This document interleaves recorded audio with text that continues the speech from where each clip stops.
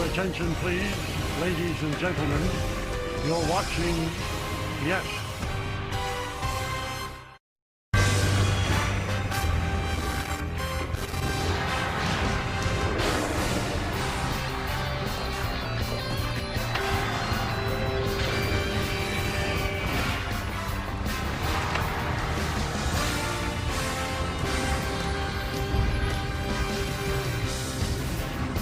It is a gorgeous Sunday afternoon here in West Sacramento. Another sellout crowd expected, and it is time for baseball. As the Yes Network presents the Hyundai Sunday Game of the Week, it's the Yankees against the Athletics in the rubber game of a three-game set from Sutter Health Park in West Sacramento, California. Hi, everybody, and welcome to Yankees Baseball. Along with David Cohn, I'm Michael Kay. Well, the Yankees won the first game. The A's snapped the Yankees' 5-game winning streak last night, so the Yankees will try to take this series before they head home. And on the mound for the Yankees, they seem to win every time he pitches. Well, 9 out of 11 times. That's Will Warren. Yeah, and there's a reason for that success. And the thing with Will Warren that has improved this year off of last year, the strikeout rate is up and the walk rate is down. His confidence on the mound and his presence is enormously better. He's made a big step forward this year. One of the guys he has to deal with is the red-hot Nick Kurtz. Well, if I'm a starting pitcher, that's the guy I'm circling in the opposing lineup. Let's not let this guy beat us if at all possible, because he is real, and the power is real, and his eye is real, so a rare combination of high on-base percentage and power.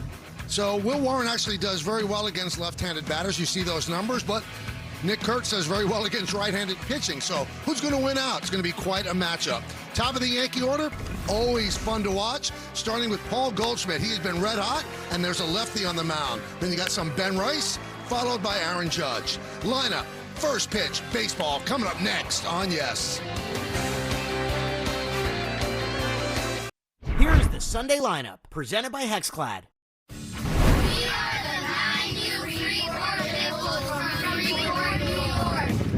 We're proud to present today's Yankees starting lineup. Batting first, playing first base, we have number 48, Paul Goldschmidt.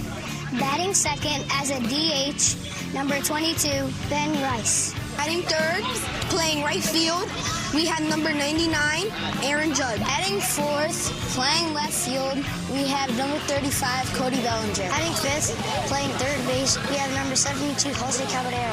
Batting sixth, playing center field, number 12, Trent Grisham. Batting seventh, playing shortstop, we have number 11, Anthony Volpe. Batting eighth, playing second base, number 30, Max Schumann. At ninth, as the catcher, number 28, Austin Wells. Starting pitcher, number 29, Will Warren. Great job by the Freeport, Long Island Pitbulls, giving the Yankees starting lineup. And now, David, we turn to you. Who will the Yankees be facing with that starting lineup? Well, it's going to be this young left-hander, Jacob Lopez. And you can see he's bounced back and forth between the pen and starting a bit. The 11 home runs jump off the page, face of this Yankee lineup today. And let's tell you a little bit more in our Nissan pitcher scouter report. And low rider. He's got a low release point, kind of an upshoot effect to his fastball, and come sail away. That's in reference to those 11 home runs, because if you miss up and out over the plate against this Yankee lineup, it's going to be sailing away. And you spin me round, he's got a good sweeping slider that's probably his best strikeout pitch. He's ready. Goldschmidt's ready. And let's do it here in West Sacramento. First pitch grounded to third. Backing up is Geloff, and he gets the out. One down. Let's take a look at the Athletics defense, brought to you by Genesis. Soderstrom, Butler, and Cortez, Geloff, Hernandez, McNeil, and Kurtz, with Heim behind the plate.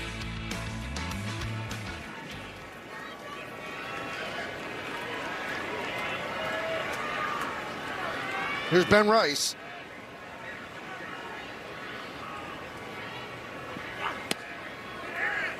And there's a strike. Home plate umpire is Jen Powell. Jeremy Rehack at first, crew chief Dan Iasonia at second, Adam Beck is over at third.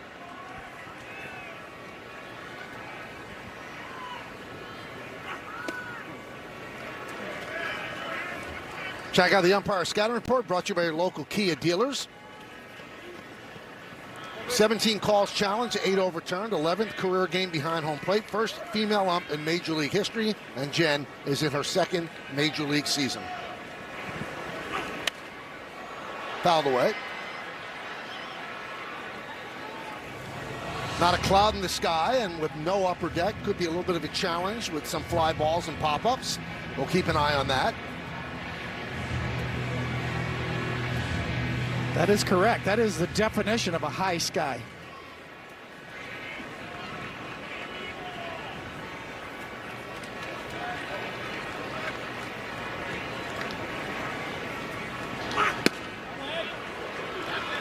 Another thing to look out for with Lopez, a very high walk count. So he gives up home runs and he gives up 3 passes. Yankees drew 9 walks in yesterday's game, 5 of them in the 9th inning, where they almost came back from a 6-1 deficit.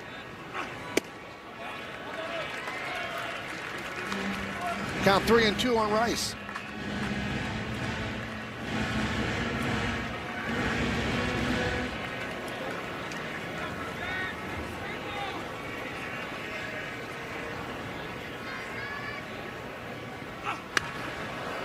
Right in on the hands, popped up to Hernandez. Makes a basket catch. 2 down.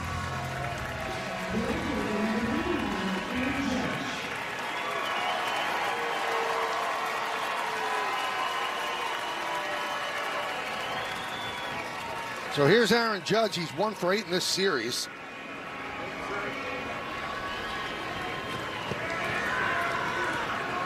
Can I stare you for a sec? Yankees won the 3 games in Kansas City, so they are 4-1 on this 6-game trip. Now the A's took 2 out of 3 from the Yankees at the stadium in April, so the Yankees would like to return the favor with a win today. Yankees are 35-23 on the season. Oh, strike. Got a good microphone at home plate here, right? Sound of the ball hitting the mitt.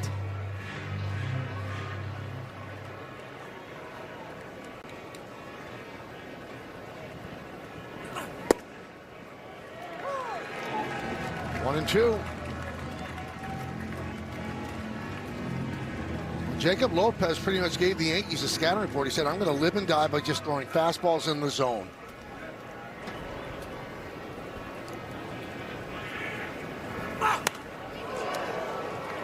Foul back to the screen.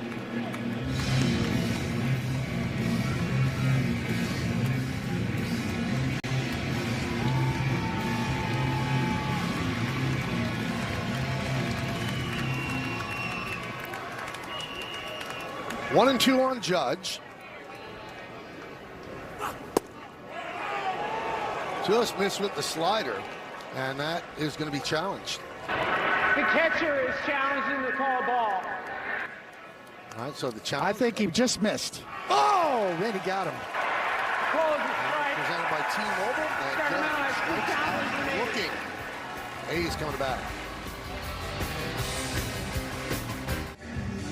Yankees go down 1-2-3 in the top of the first. Now Will Warren takes the mound. This is the A's lineup he's going to face. Cortez, Rooker, and Kurtz at the top. Soderstrom, Heim, and Butler in the middle. You've got Geloff at third. Jeff McNeil at second. Has the highest batting average of all active Major League players against the Yankees at .338. And then it's Darrell Hernandez at shortstop batting ninth. And Will Warren towing the slab in Sacramento here on a getaway day. And the numbers jump off the page. He wins a lot, doesn't walk a lot, strikes out a lot. And let's tell you a little bit more in our Nissan pitcher scouting report. And I'm sorry, Miss Jackson, but Will Warren is for real. This year's been a big jump for him, and us versus them, us and them. So for me, that's his 2-seamer and his 4-seamer. And also the Yankee rotation is kind of us and them this year. And then Major Look, well, that's what he does. He's got called third strikes more than anybody this year so far. So look for that today. So would Ms. Jackson say he's nasty? Yes. Okay. Very nasty.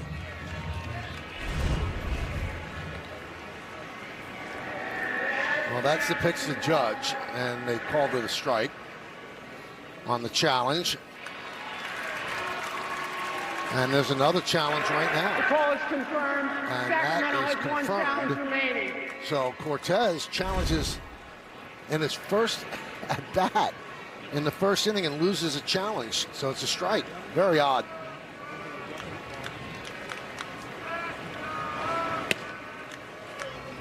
I think you have to make challenges that make a difference. I mean, it's the first pitch of the first inning. I completely agree. It wasn't even near egregious either.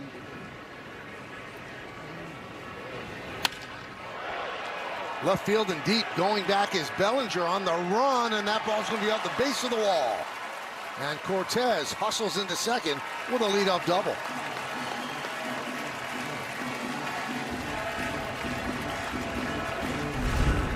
Get another look. Fastball down and away, hammered away. The ball just jumped off his bat, and the ball's carrying here today. A little warmer. In a day game, you can tell by the sound of the bat. Bellinger knows it. He's going to play it on the hop. Cortez is going to slide into second with a stand-up double. There's Brent Rooker. 1 for his last 21.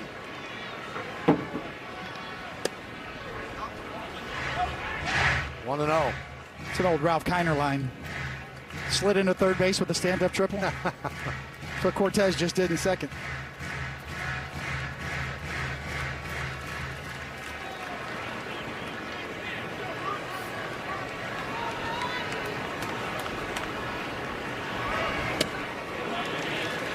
One and 1.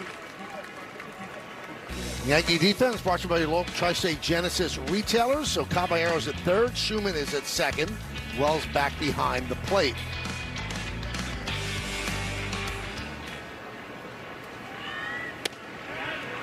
There's a strike. Now the Corsiel defensive player profile is on Max Schumann. First game at second base this season, 5 outs above average at second base last season. Drafted by the A's, actually fielded the last ground ball at the Coliseum. He was playing third base that day. Right field, on the run is Judge, and that ball is going to be a foul ball.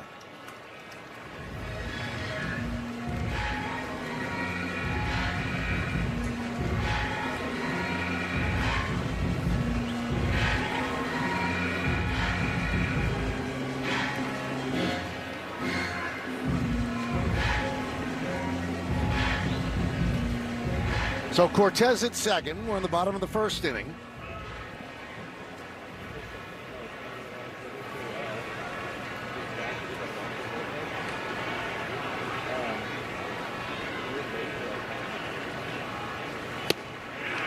Strike 3. Rooker punched out. Another looking strike 3 against Will Warren. A wicked backdoor two-seamer. At the knees, on the black. Made you look.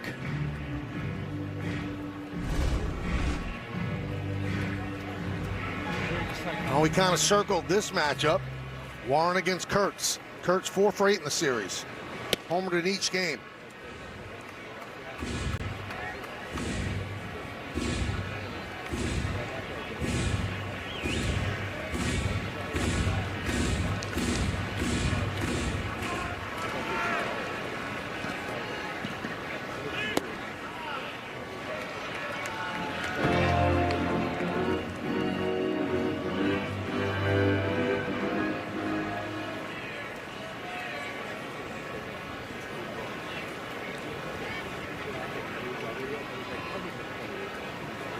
The 2-0, 3-0. Told you had 2 home runs. Take a look at the exit velocity on both, presented by Spectrum. 107.3 on Friday, 104 even yesterday. It's just a rare combination of this kind of power and bat speed with such a great eye. Tried the pickoff at second, but getting back is Cortez. Yankees been very good at that this year. I love that. You're trying to steal an out, but you're also keeping the runners aware that you can't cheat. You can't get an extra step. Might make a difference in a play at home plate. Yankee pitchers have 11 pickoffs this year. He was very careful with Kurtz there, and he walked him on 4 pitches.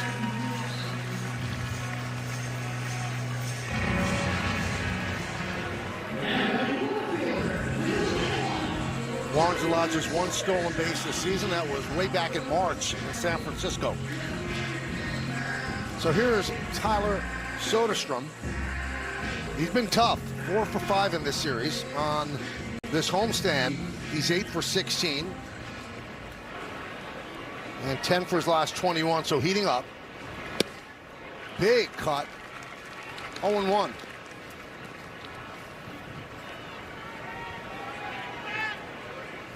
Warren's had 3 starts against the A's in his young career, 1.59 ERA. They hit 175 against him.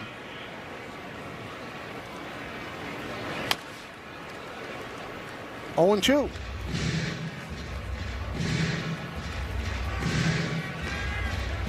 A's have not had a good month of May. They're 11-16. They've lost 4 of their last 5 series. Before the Yankees came in, they got swept by Seattle. Had a good April, 16-10, but 11-16 here in May. This is the final day of May.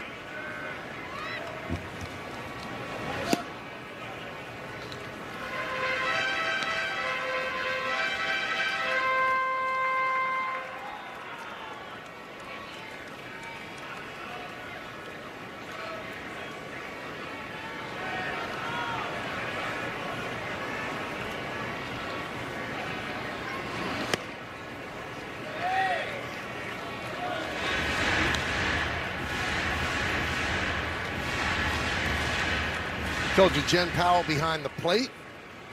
Hofstra softball catcher, 96, 97, 98. Hometown is West Milford, New Jersey.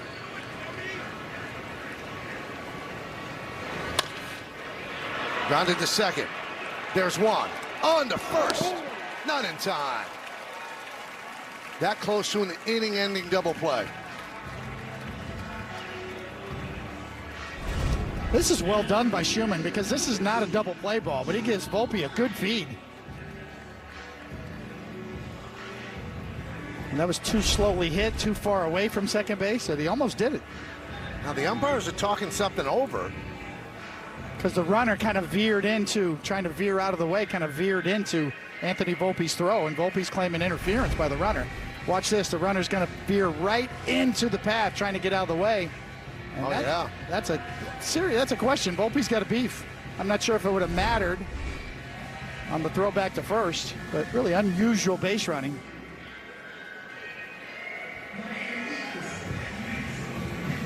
Sure if he was trying to obstruct or get out of the way, either one. It was questionable.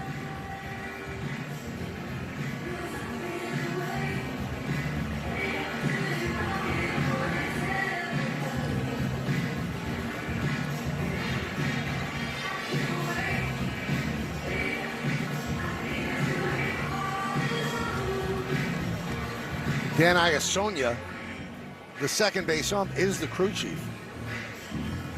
Now they're calling Aaron Boone out of the Yankee dugout.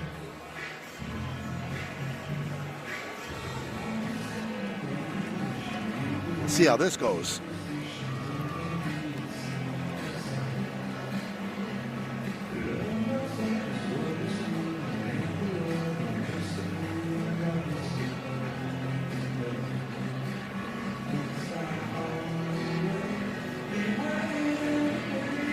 Now, in the old days, David, would they have told the shortstop to throw it right in Nick Kurtz's face? Well, yeah, that was taught back then. Ask Willie Randolph.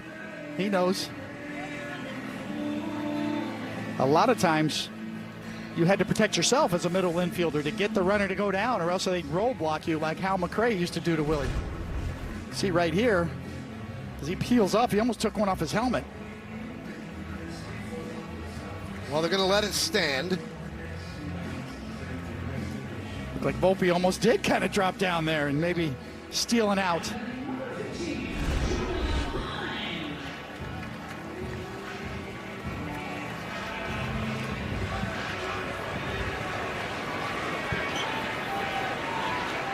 There's Jonah Heim. Shea Langoliers getting the day off behind the plate. Day game after a night game.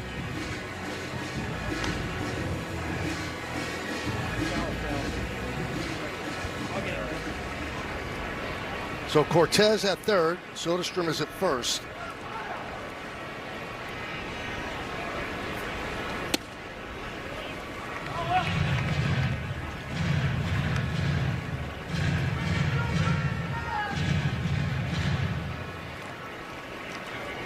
Heim was designated for assignment by the Braves on May 4th and then traded to the A's for cash. He had a great 2023, and he was actually the starting catcher in the All-Star game, catching Garrett Cole. And that year he won a Gold Glove and won the World Series. It looked like he was going to be a longtime catcher down in Texas.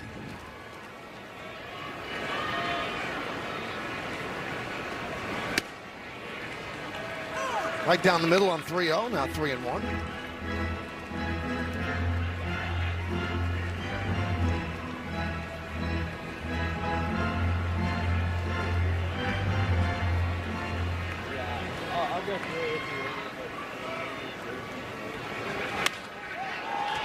Popped up. Shallow center. Who's going to get it? Does anybody see it? No. It hits the knee of Grisham and then caroms into the outfield. And 2 runs will score. We told you about the high sky, and it came into play right there.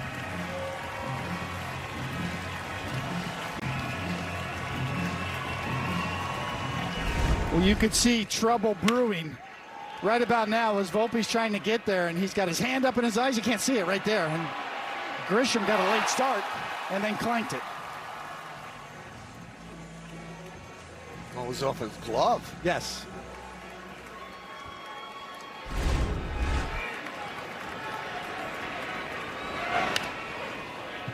Foul back by Butler. You can see Volpe was in trouble. Warren's sensing it right now. Thinks it's over. It ain't over. And that's going to be scored in E8.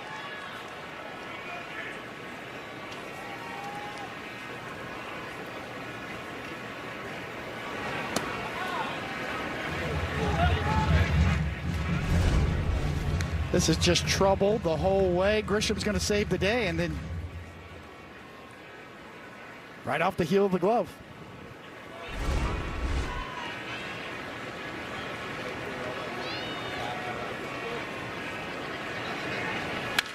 Line drive, it's a base hit to left field. Heim rounds third. He will score. The throw comes into second. RBI single for Butler, and the Athletics lead 3-0.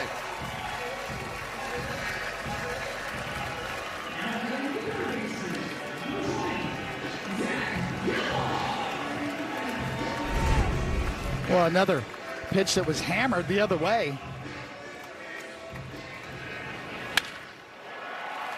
Bellinger actually makes a nice little play to short hop a hard hit ball to save that ball getting on by.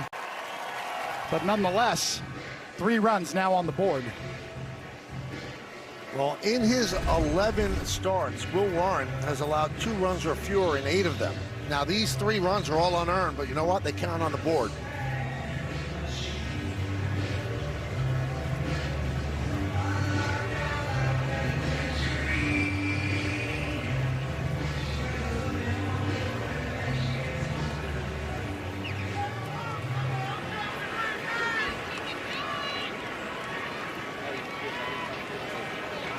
Here is Zach Geloff.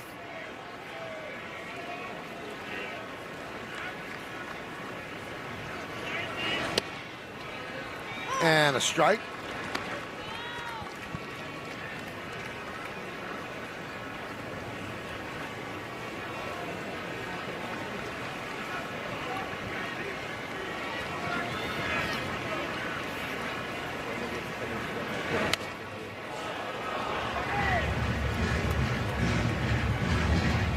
.27 pitches for Warren this inning.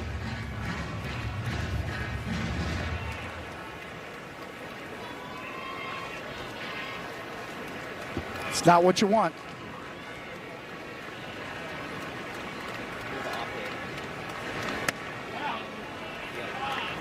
One and two.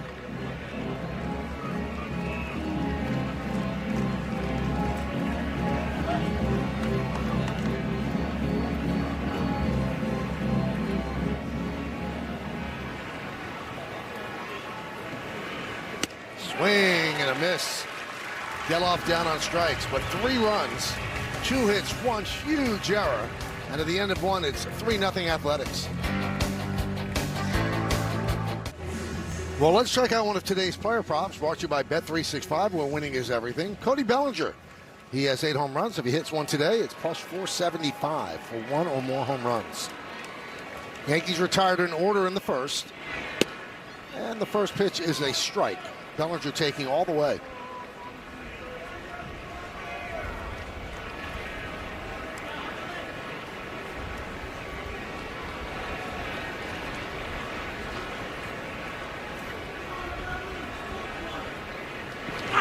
Bellinger, one of just 5 players in the American League that has walked more than he struck out. He has 37 walks and 32 strikeouts. And he hits lefties very well, .330 batting average. 1-2. It's almost Yogi Berra-like, right? Yep. You got to go back to the 50s to see numbers like that.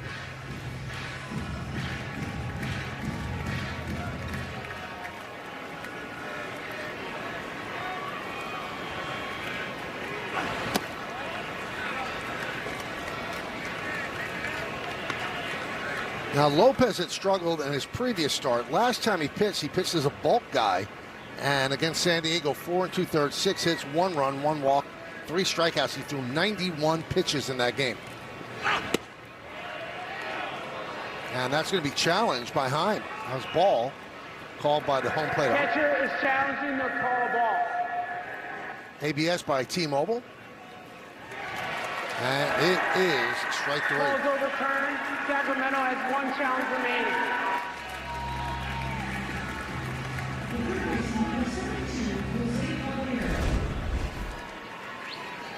I think Lopez influenced Heim to challenge because Lopez turns his back and walks away, and Heim says, let me back my pitcher up, and gets the call. A risky challenge because you only have 1 left. That would have been it for them.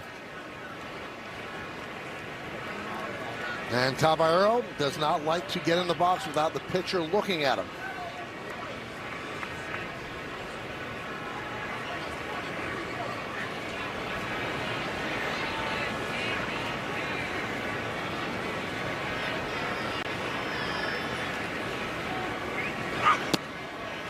One and 0. So Caballero, we've seen over and over again, is meticulous with his approach. Will not look up until almost the 8-second point exactly.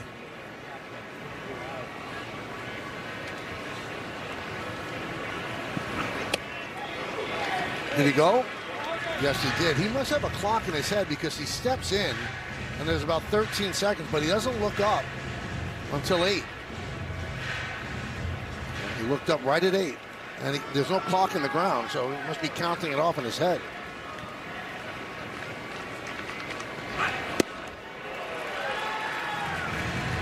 Got him 2 times on off-speed pitches, slow off-speed.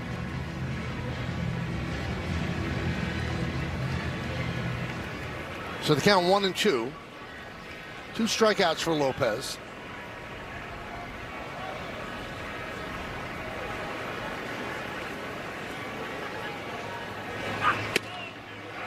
Strike 3.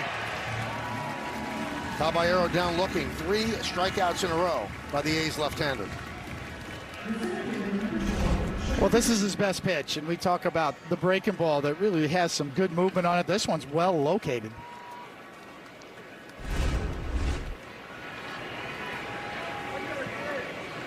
Here's Trent Grisham.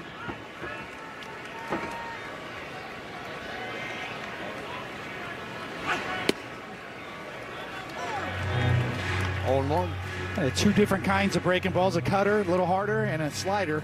It's more of a sweeper.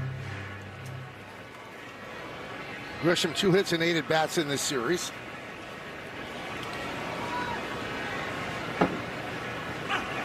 Had that big error in the bottom of the first inning that allowed 2 runs to score, eventually 3. So all 3 runs unearned. That would have been the final out of the inning.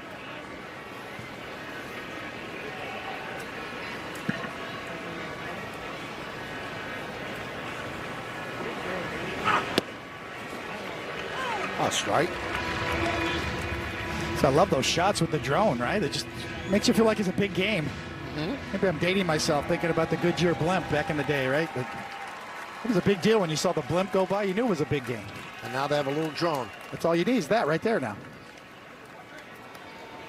And a little blimp.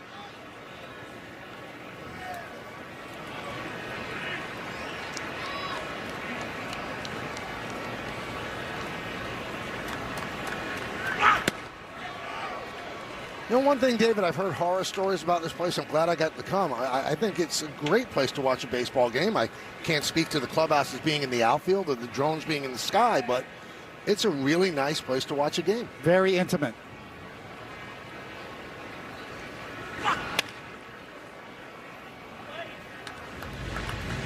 So necessity is the mother of invention, and you know they had to get this place ready, and they have. It's a really nice ballpark. You could walk across the Tower Bridge back to the team hotel after the game.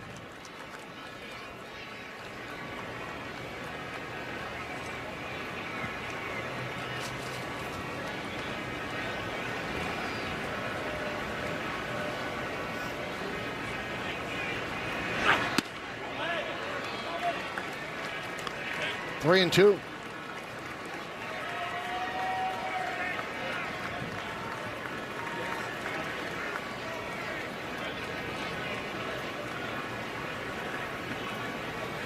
And the payoff. Foul back here and out of play.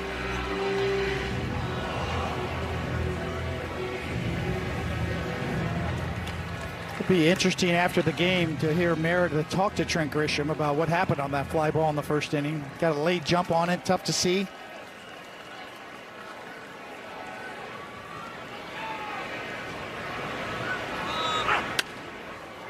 Popped up on the right side.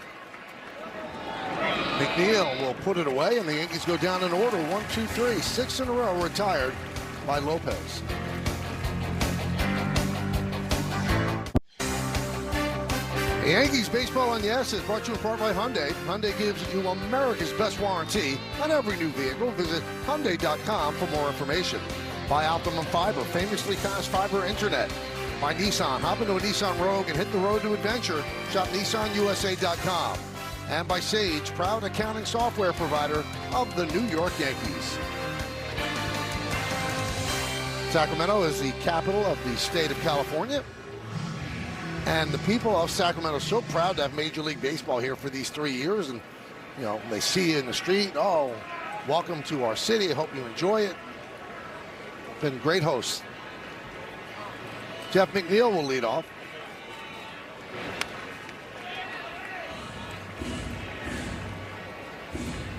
Well, we know they got, river cats out here. I don't know if they've ever seen a flying squirrel, but here he is. And there's the river cat. Center field. Grisham reaches up to make the play.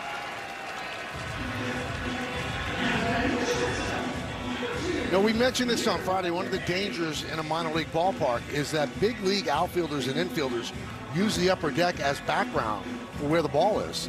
Well, once the ball passes the press box area, there's only sky. So they're not used to that. There is no background to judge a fly ball against, and have to get used to it. Maybe that's what happened on that pop up the center. And there were no clouds to use as background either. Yeah, your point right at the start of the broadcast really kind of pointed that out. Not only the sun, but the high sky. You could tell just because every time a ball goes up in the air over the first couple of innings, everybody's putting their hand up, their glove up, trying to shield the sun, the glare. So it's not an excuse. It just increases the degree of difficulty.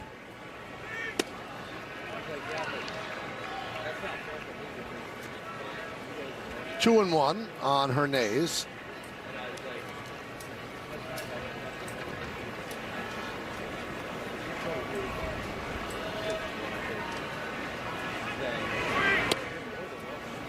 And a strike. 2-2.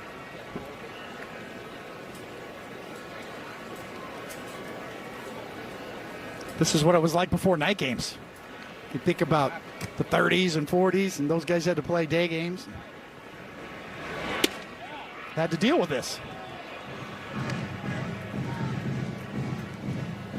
Wasn't that long ago at Wrigley Field, right? It was 1988.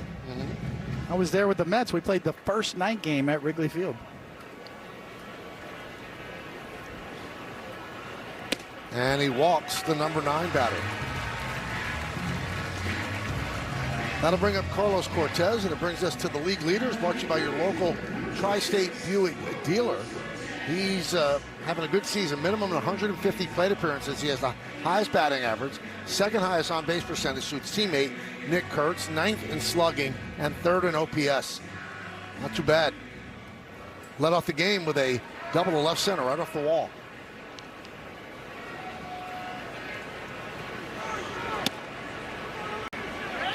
Called time. Oh, they say it was a pitch clock violation by Warren, so it's 1-0.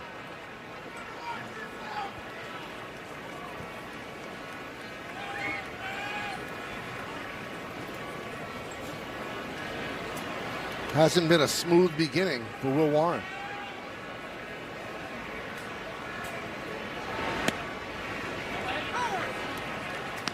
One and one.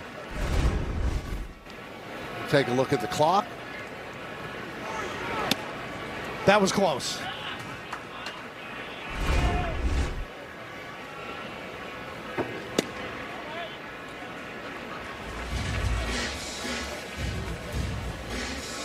Now the home plate umpire has a buzzer, and that buzzer goes off when it gets to 0 because she can't watch the clock. And once the buzzer goes off, if Warren has not started his windup, it's a violation.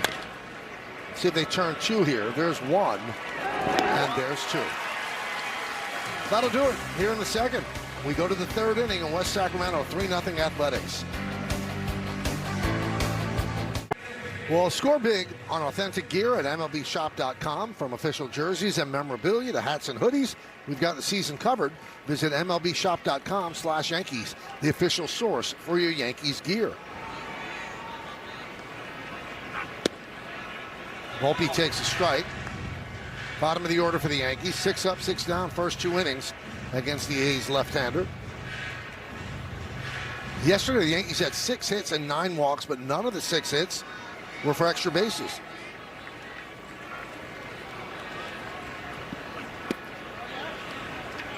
Yankees 20-11 in April, and this month 15-12, so they've leveled out just a bit. Have an off day tomorrow, then they have 3 against the Guardians and 3 against the Red Sox at the stadium. Broken bat looper into center field, coming on Butler. It's going to fall in for a base hit. Volpe makes a big turn. He'll stay at first with a leadoff single. And that'll bring up Max Schumann, and he is familiar with these surroundings, right, Meredith? Well, Michael, he was drafted by the A's in 2018, the 20th round, the 593rd pick. He made his debut with the organization in 2024 at the Coliseum and played last year here at this facility. When I asked him about being in there for the first time against his former team, he said when the Yankees sent out the lineup, he hadn't stopped smiling. He said he was so excited that he was going to get the opportunity to play. He added that he owes everything to the A's. He loved the people in the organization. They drafted him, took a chance on him, helped develop him enough to get him to the big league level, and said he will forever be thankful for that. But Michael, he is very happy to be a New York Yankee and in the lineup today, playing second base. One thing he did note when he was here that was a little bit difficult that we've talked about the last couple of days, in the dugout there's not a lot of room to get ready, and he was a guy that came in as a pinch runner or late as a defensive replacement. He said he was always struggling to figure out how to get ready enough and warmed up enough to make sure he didn't get hurt when he got the opportunity, something he eventually figured out, but did add it was quite the challenge when he was here. 0-1 count on Schumann.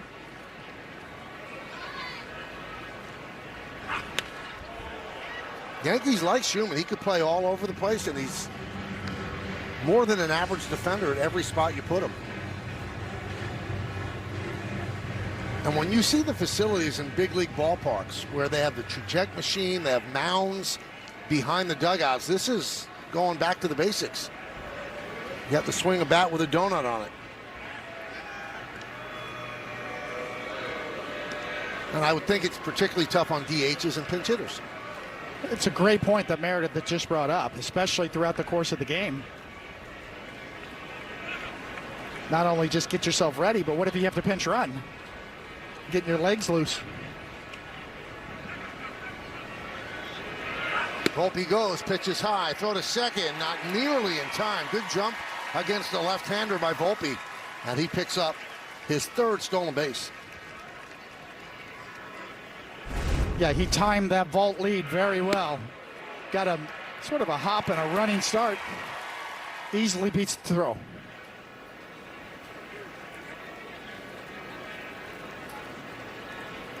Yankees have a runner in scoring position. 1-2 count on Schumann. 2-2.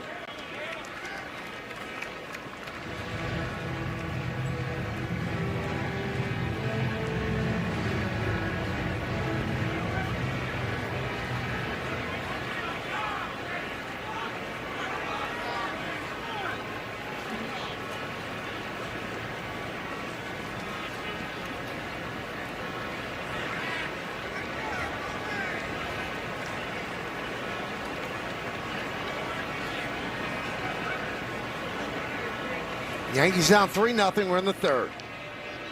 Runner at second, nobody out.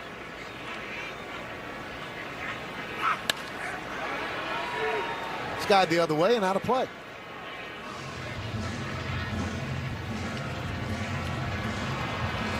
Last night, with runners in scoring position, the Yankees were hitless in 7 tries.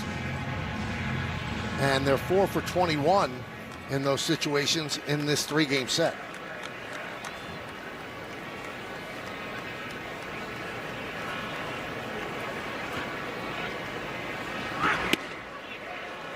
Just missed inside.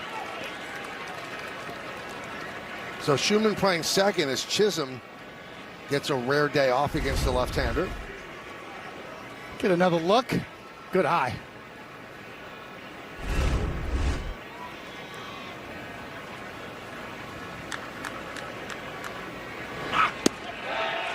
And there's ball 4.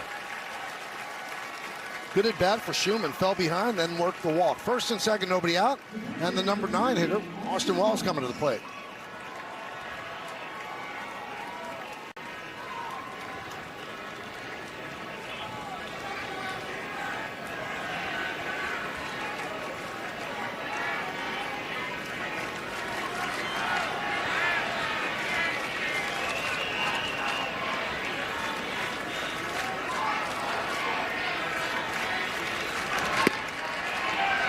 That one's high, 1-0. Wells looking to break out of this season-long slump. 180 with just 4 home runs and 7 ribbies.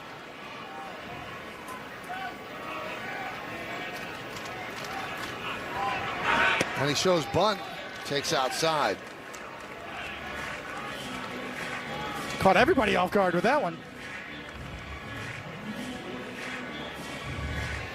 But with nobody out and you're kind of struggling, might not have been a bad idea.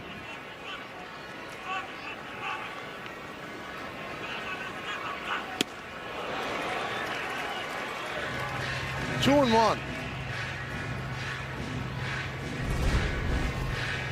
Swings right over the top of that sinker, right down the middle.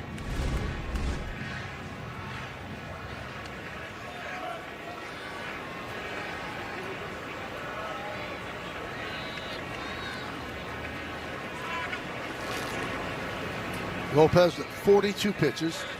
Volpe at second, Schumann's at first.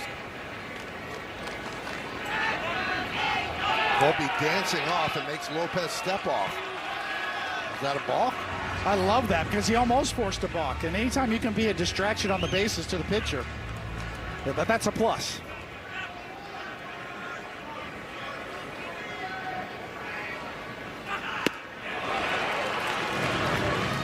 Two and two.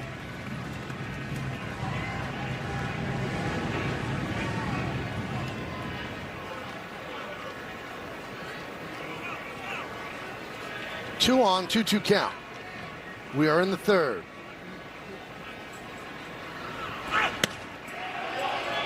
Three and two. We told you walks are an issue with Lopez. First 2 innings, not so, but he walks Schumann. Now he's 3-2 on the number 9 batter. And Goldschmidt's on deck.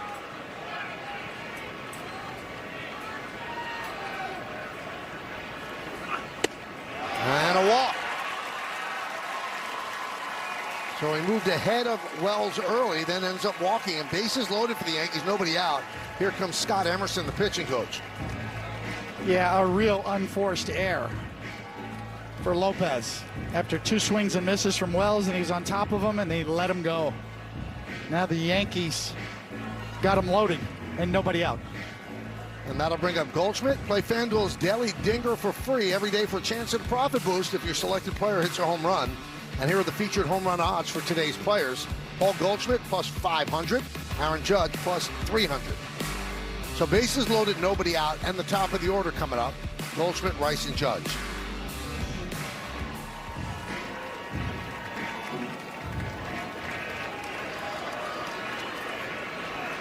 Volpe at third, Schumann at second, Wells is at first.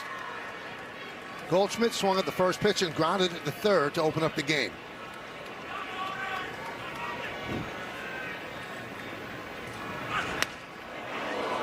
Rips that one foul. Wow. Third base coach he wants to go get in the Oakland dugout right now.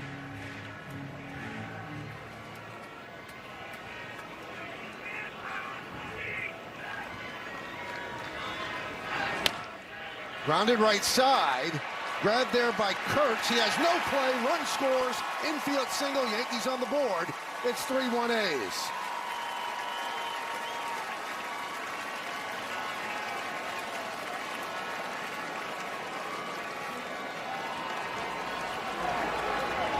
Well, just another professional bat from Goldschmidt. This is all he's trying to do.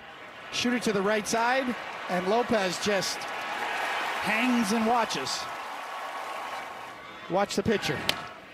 Good spectator. It's not your job. That's going to hurt. There's Ben Rice. Rip inside first and down the right field line. Schumann scores. Wells scores. Goldschmidt goes to third. It's a 2-run double for Ben Rice, and the Yankees have tied the game at 3.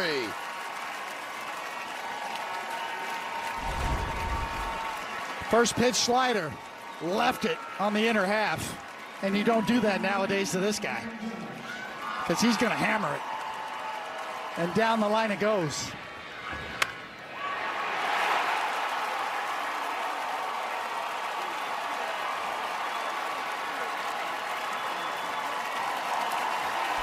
Well, first base open. They're going to pitch to Judge, who has been struggling. Infield is back, except at first. Judge in the series 1 for 9. He struck out looking in the first inning. Rice now has 42 runs batted in with that double.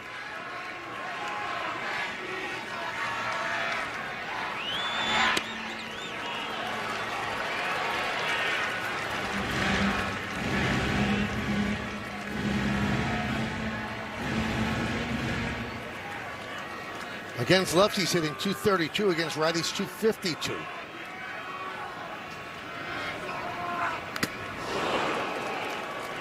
That's not going to last. You know, Aaron Judge certainly has missed some pitches out over the plate recently and has hit probably the ball on the ground a little more than he would like, but it's just a matter of time before he starts clicking, especially against left-handed pitching.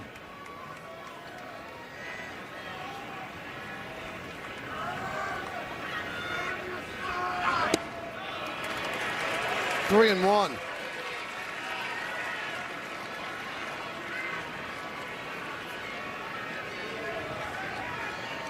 Bellinger's on deck.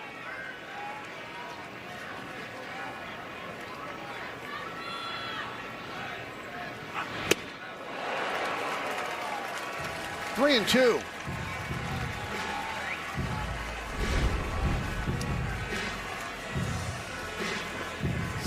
A little backdoor cutter got Judge a little out in front.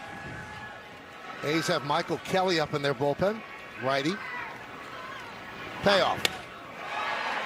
Popped up shallow center field. Who's going to get it? Anybody going to get it? No, it's a base hit. Goldschmidt scores a bloop single and an RBI for Judge. And the Yankees lead 4-3.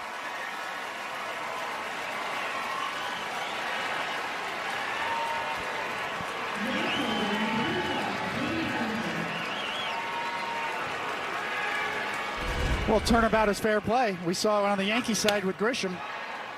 Very similar ball. Late jump in center. Nobody's going to get it.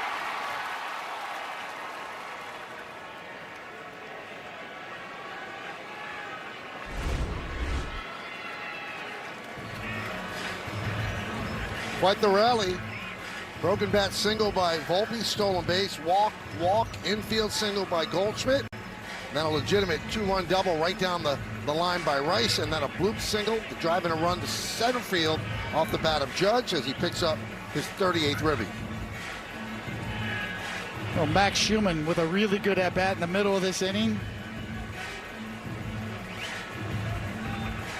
Then Lopez lost Wells after getting up on him. So there's been a little bit of bad luck in here, but he didn't cover first base, and his walk certainly has led to this inning. Bellinger struck out looking in the second inning, so the Yankees have come all the way back to take a lead after trailing 3-0. We're in the top of the third. And there's a strike, so they picked up Will Warren, who now can go to work with a lead.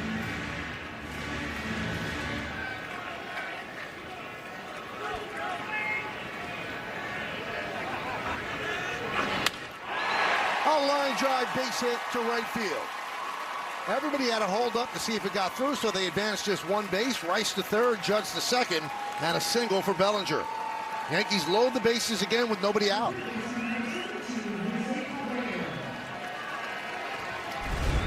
Well, Bellinger's success against left-handed pitching just keeps on keeping on. Gets a high cutter, drills it to right. Well, the A's manager, Mark Kotsay, has seen enough. He's going to take the ball from Lopez, going to call on Michael Kelly. Yankees have the bases loaded, nobody out, and they already lead 4-3. Come out to Yankee Stadium on Saturday night, June 6th, for Military Appreciation Night when the Yankees take on the Red Sox. First 18,000 guests in attendance receive a Yankees red, white, and blue t-shirt, courtesy of Ford. Tickets going fast, so get yours today at Yankees.com. So Michael Kelly, recall from AAA Las Vegas yesterday. You see the numbers. 4 walks, 4 strikeouts, and 4 1/3 innings. Life of a reliever, bases loaded, nobody out. Go get him. Here's Caballero. So they called up Kelly when Severino went on the IL with the right shoulder strain.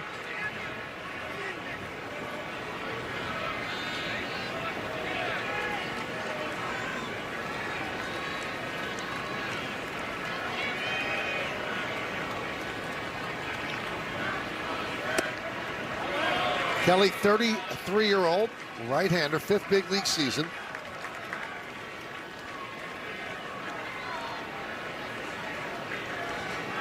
Former first-round draft pick in 2011 by the Padres out of high school. And quickly, he's 3-0 with the bases loaded and nobody out.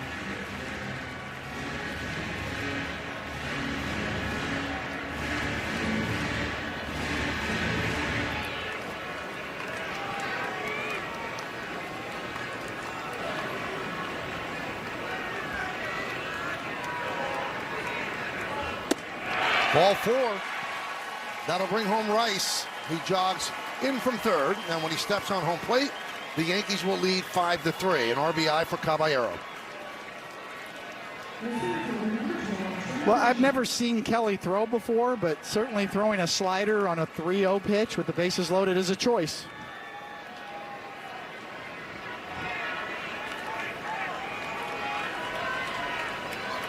Here's Trent Grisham, 9th batter to come to the plate. Still nobody out.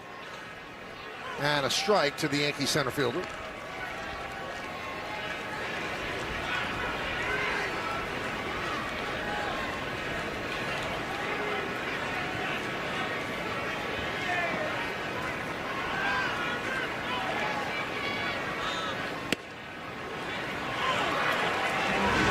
0-2.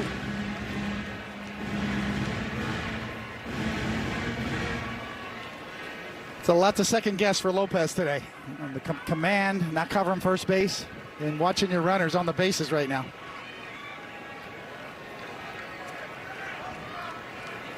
Now runners in second and third, they're owned by Lopez. Caballero is Kelly's. And so is Grisham with an 0-2 count. And there is a base hit to right center field. Judge scores. Bellinger's being waved home. The throw is flipped into second. It's a 2-run single for Grisham. And the Yankees put a 7 spot on the board here in the third inning. Still no one out.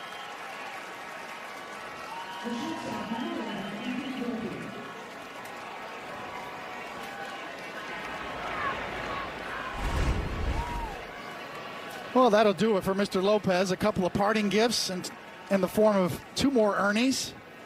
And Grisham bites that pitch off and gets just enough of it to pick up 2 RBIs.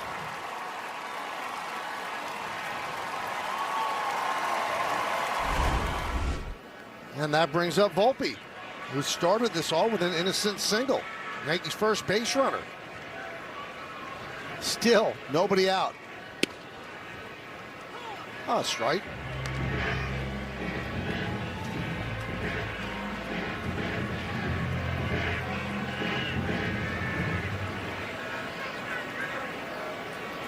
Caballero at second, Grisham's at first.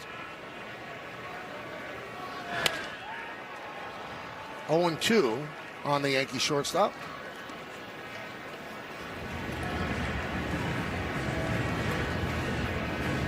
Gonna have to get a clock on this inning right here. Still nobody out. If you're Will Warren, you're gonna, hey, keep going, guys. I'll be all right.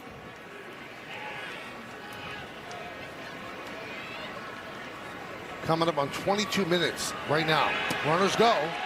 Oh, double steal, no throw.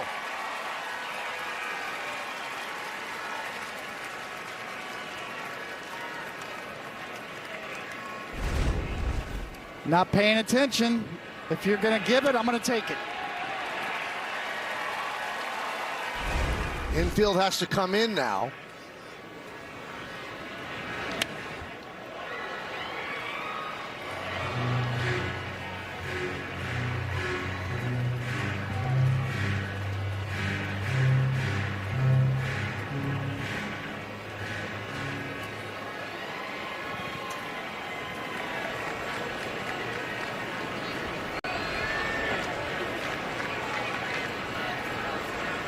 The 1-2.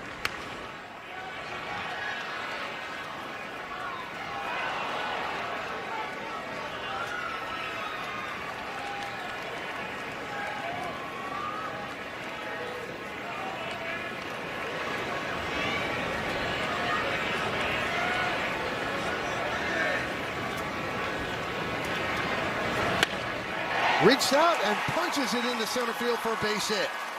Caballero scores. Grisham moves to third. Second hit of the inning for Volpe, and the Yankees lead 8-3.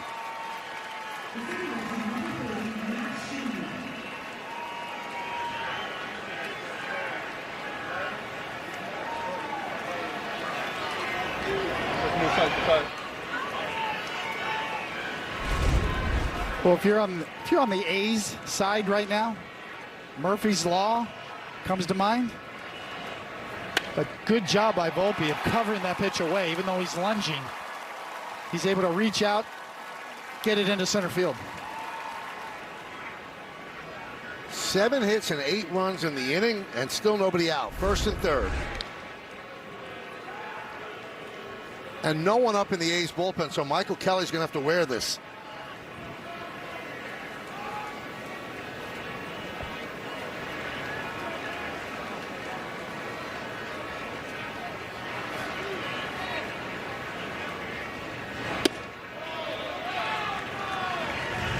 One and 0.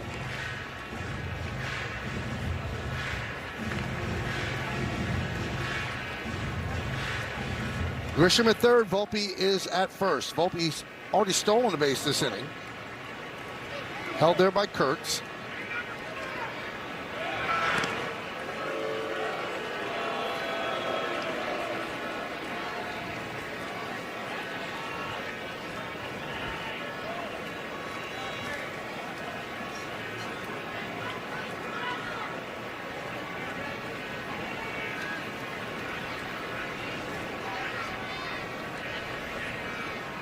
There goes Volpe. The throw to second.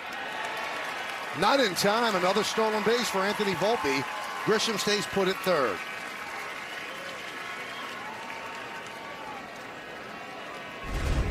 Well, another stolen base and another incredible jump.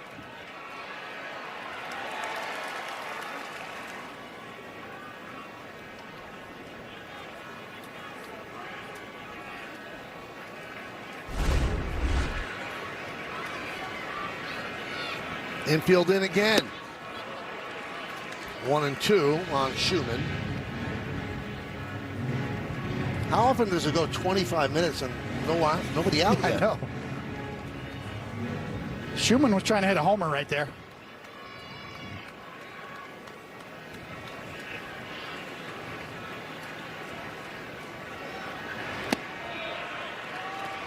Two and two. Can't say as I blame him. Former team. 2 strikes now.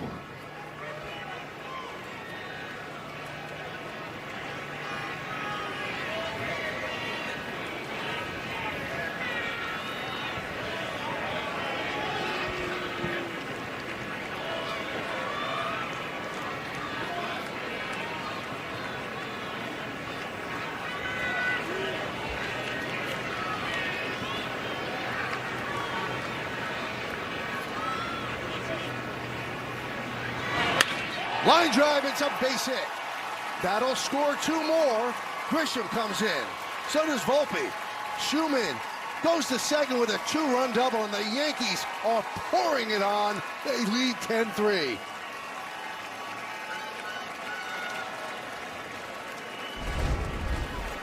Where's Phil Rizzuto when you need him? Holy cow. What an inning.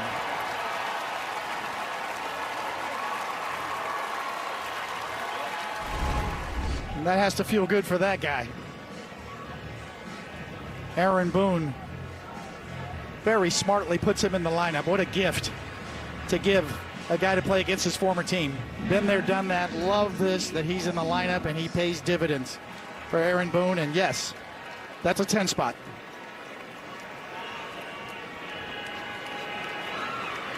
Here's Wells. He walked earlier this inning.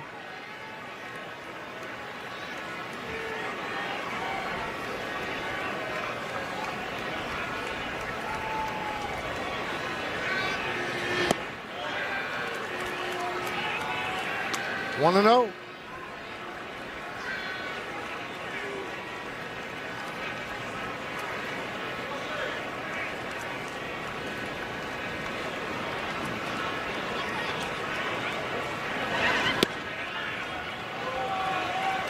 Two and 0.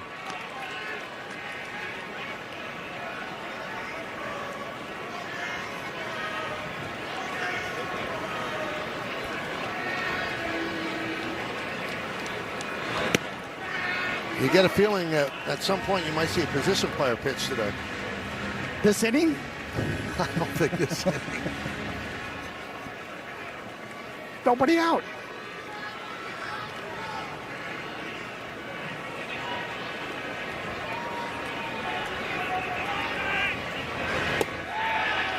Did he go? No. 3-1 on Wells.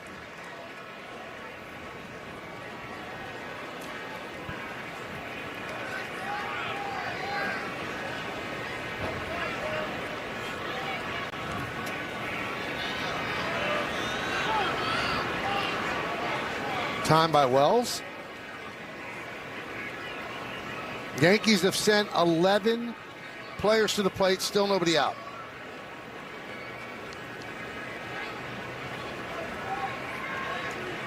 What's the record? James Smythe, where are you? 3-2.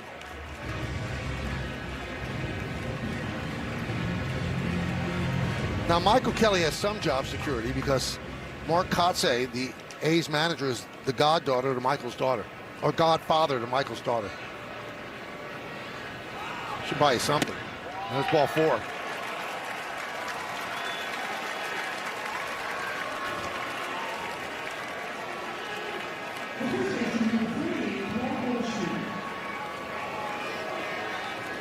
Well, this is getting ugly for the Athletics. Yankees love it.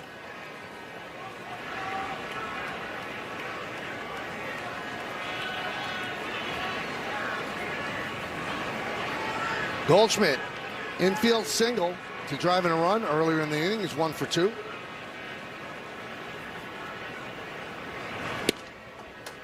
Oh, strike. With the righty batter up, Luis Rojas, the Yankee third base coach, is pretty much, as David mentioned, in the A's dugout.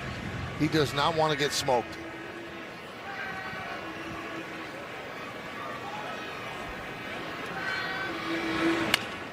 Grounded. Foul.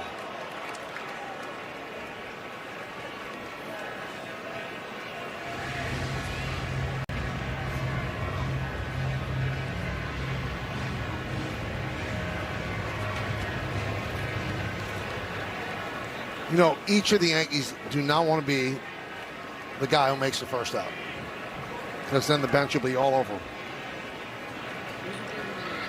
That's a great point.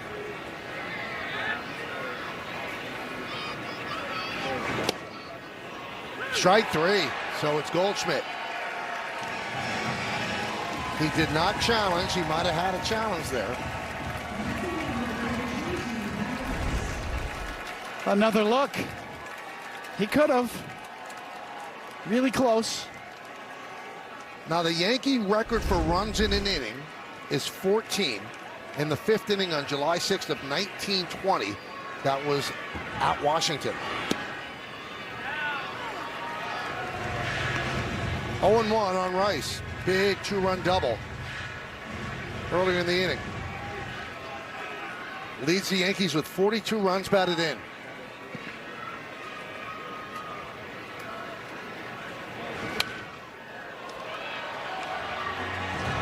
Oh, and 2 on Rice.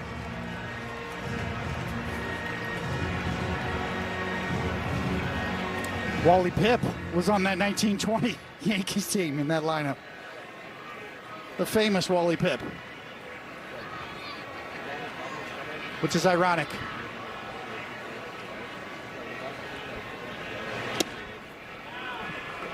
This inning started at 1:45 p.m. Pacific time. And now it's 2:17.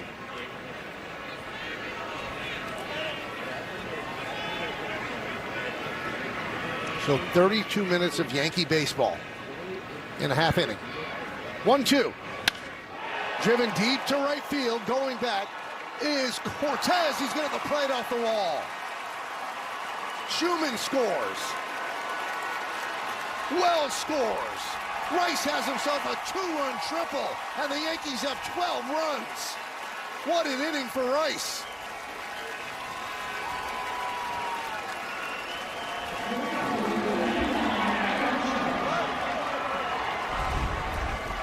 Double, holy cow.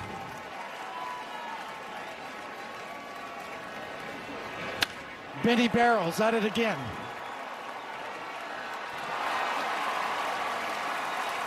Cortez got too close to the wall, carried into right field.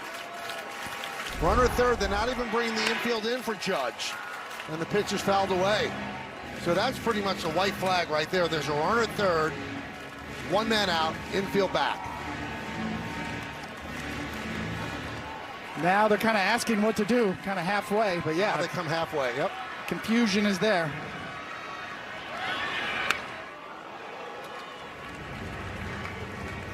Now the A's get up Jack Perkins finally in their bullpen. First game of the series had to empty the bullpen because Severino got hurt after the first inning, so the bullpen's probably a little bit gassed.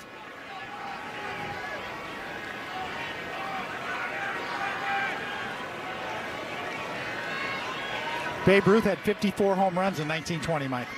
Just in case you were wondering. I wonder if he had one that 5th inning, when they scored 14. I'm guessing yes. And Judge down on strikes. 2 away. Now, David, the Yankees are the first team to score 10 or more runs before making an out since the Red Sox scored 12 in the bottom of the 6th on May 7th of 2009 against Cleveland.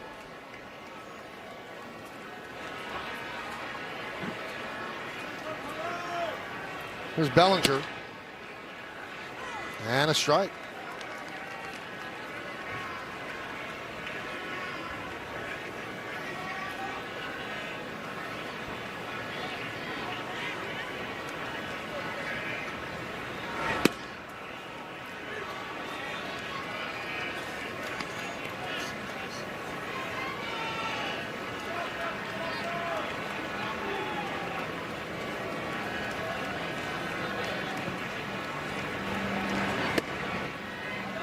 Two and one on Bellinger.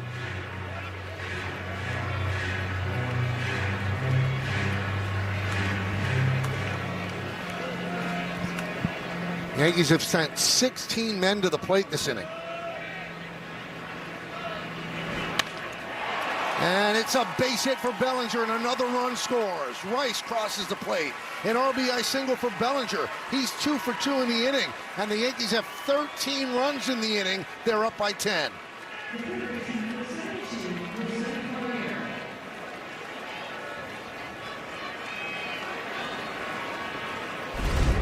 Can't stop, won't stop. Another bullet. They are 1 run away from the Yankee record for runs in an inning. And that got Heim on the foul ball. I mean, what a nightmarish inning for the Athletics.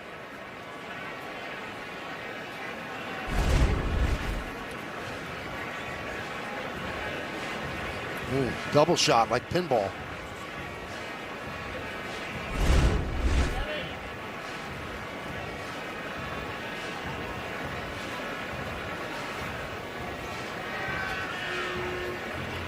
You played pinball as a kid? Yes. Me too. Great song too. Pinball Wizard. Yep. Friend of mine. That's good. Yeah, that's gonna make it on my list before the year's over.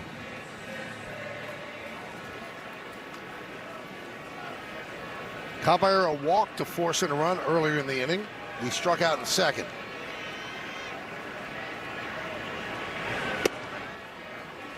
Oh, and 2.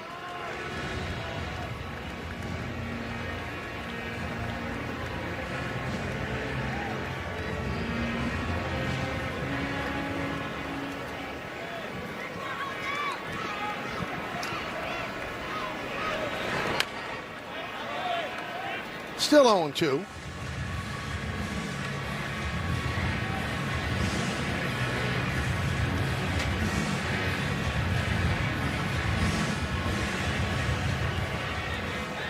Bellinger at first, 2 men out.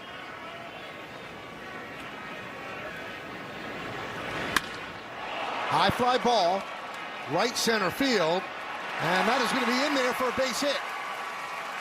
Bellinger will stop at third. It's a single for Caballero, and the Yankees keep on keeping on. They get their 11th hit of the inning, and with Grisham coming up, that'll be the 18th Yankee to come to the plate.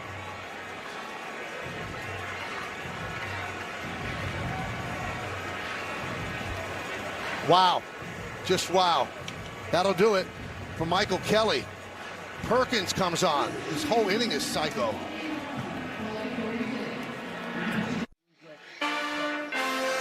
Yankees Baseball on Yes is brought to you in part by Live on New York. Life, pass it on. By your local Tri-State Genesis retailers. Learn more at genesis.com. And by the New York Lottery. Play today and start imagining your win. The Yankees have sent Will Warren out to their bullpen to stay loose because there's no place to warm up. And it's a 41-minute half inning right now.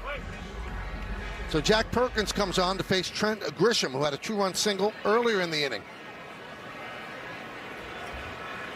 First and third, 2 men out.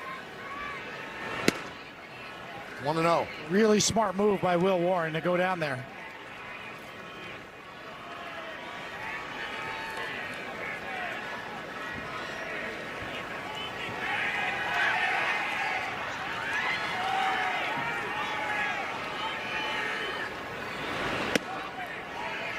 Yankees are 1 run away from tying their organization's record with 14 runs in a half inning. That was back in 1920.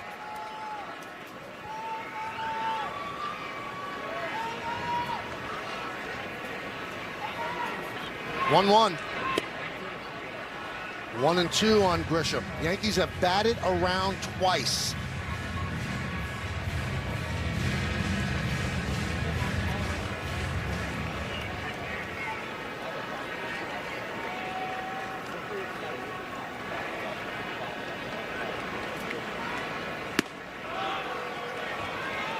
That close. 2-2.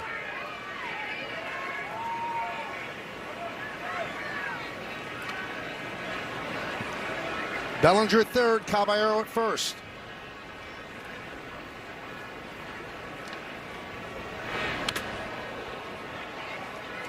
Foul ball.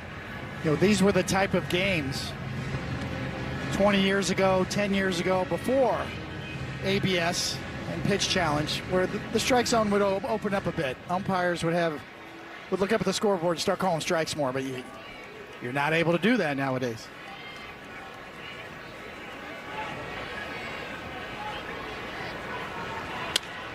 High fly ball, right field. Cortez is there, and the inning is finally over. But the Yankees love it. 13 runs on 11 hits and 2 men left on base. Take a breath, everybody. Yankees up by 10.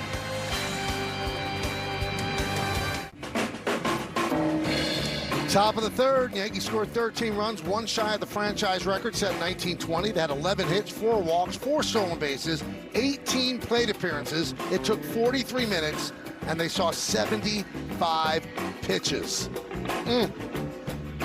So from 3-0 down to 13-3 up. I'm going to need a couple minutes here, Michael. I got to change my flight tonight.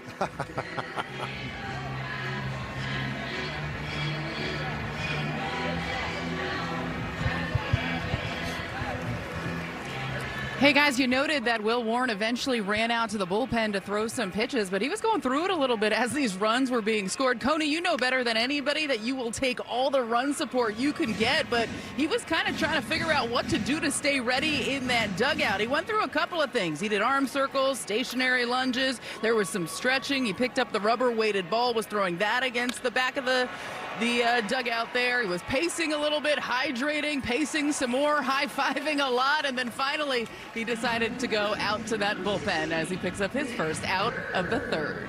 But after all those runs, you look at him, and that's Will I am happy. Yeah, absolutely. Michael, you're getting in on it now, too. You know, he's taken over my brain, David. The music has infiltrated. Mildly concerning. Here's Nick Kurtz. I guess the days of having, a cup of coffee and a cigarette are over, right? And then you look at Ryan Weathers. The Yankees scored 2.95 runs a game for him. Coming into this game, Warren had 8.49 runs of support. The highest of any of the 71 major league pitchers that could be counted for that. Pretty amazing. So that number just went up as Kurtz gets himself a single.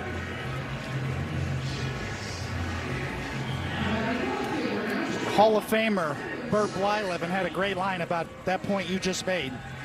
It's not how you pitch, it's what day you pitch on sometimes. And I think Ryan Weathers would agree with that right now. And guys, to Ryan Weathers' credit, when he's asked about that and the lack of run support, he does not make any excuses. He said last night was on me, my responsibility. I think one of the things that frustrated him so much, we saw throughout that one, he was dominant at times with the 10 strikeouts, and you actually saw after he came out, he was clearly fired up. Eventually, Aaron Boone came over to him, kind of put his arm around him and wanted to remind him, obviously not the end result they wanted as a team, a couple of bad pitches, but there was some good in that. The strikeouts, the changeup looked fantastic, and that right there, you can just see it boiling over after what looked like a great outing in the 7th. All kind of fell apart in that Nick Kurtz at bat. I love the emotion from Weathers. I love that. I only have one suggestion. When you throw your glove, do it with your non-throwing hand. Don't slam stuff with your throwing hand or your throwing arm. You were telling Kevin Brown that just the other day. Yes.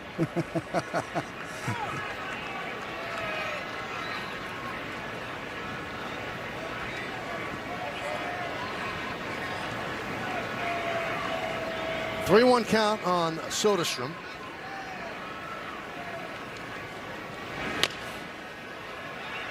In front of the plate, Warren took his time, and you know what? Soderstrom beat it out. Took his time and reached twice for the ball.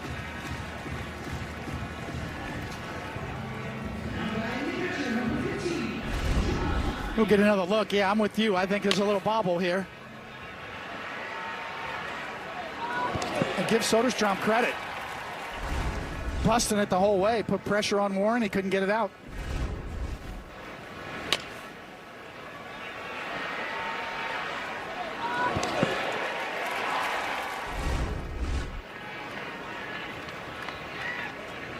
There's Jonah Heim. Well, David, you asked a question about when the Yankees scored the 14 runs in 1920.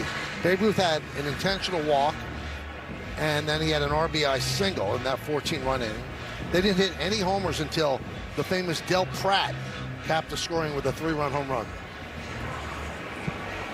Now the 13 runs the Yankees scored at the top of this inning, the first time they've done that in an inning since June 21st, 2005 against the then Tampa Bay Devil Rays.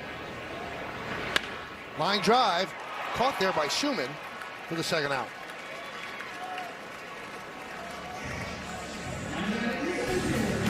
Well, there's the Yankee box score.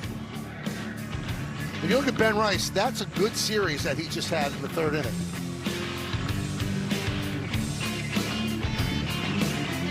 He just continues to scald the baseball.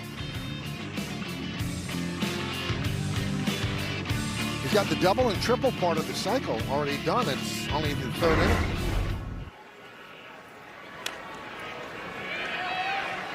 And that's a fair ball. Butler stood there and watched. And a smart play by Wells, waiting for it to roll fair, and it did. And that is it for the A's in this inning. Butler's arguing with Jen Powell, but looked like she was right on that call. Smart play by Wells, rolled, and he picked it up. Final out. So I'm to name that Yankee, brought to you by Prevagen, made for your brain. This was an easy one, they say. A 260, 1,325 hits, 275 home runs. Started with the Indians, then went to the A's, the Yankees from 60 to 66. Finished with the Cardinals. I think I know that one. Anthony Volpe swings at the first pitch and lofts it to shallow left. Who's going to get it? Battling the sun. And it's Soderstrom who makes the play. Every ball in the air today is an adventure.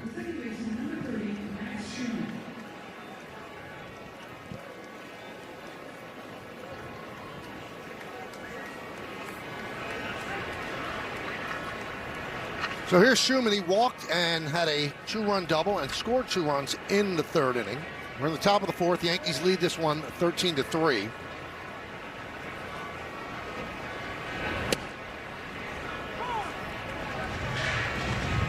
Yeah, when you're a utility guy like Schumann, you can play all over the field. The best thing you can do is make yourself indispensable. And he's kind of doing that so far. The first impressions are so important. He's made a great one. And the Yankees liked him in spring training. Obviously, there was no room on the roster right at the start, but with injuries, he ended up getting called up, and there have been people that have been sent down since, and they kept Schumann. So the top of the third for the Yankees, 43 minutes. The bottom of the third for the A's, it was just 5 minutes. So your flight's back in play, David. Yes, I got a shot.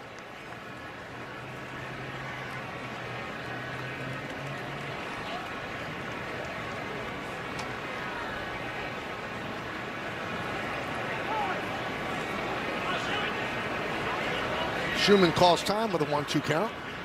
Got to be a Seinfeld reference in here for this guy's last name, right? Hello, Schumann. Hello, Schumann.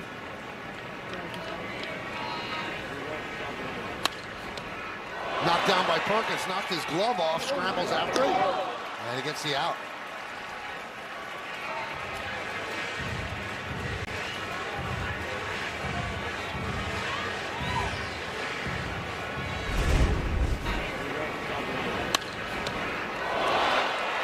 Stab it and go get it.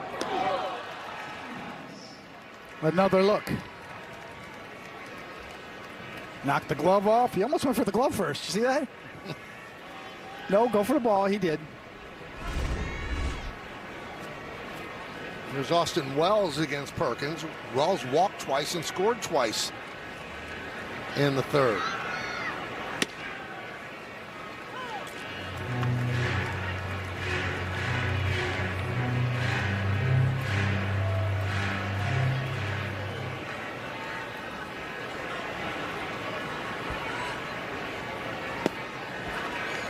Oh, 2.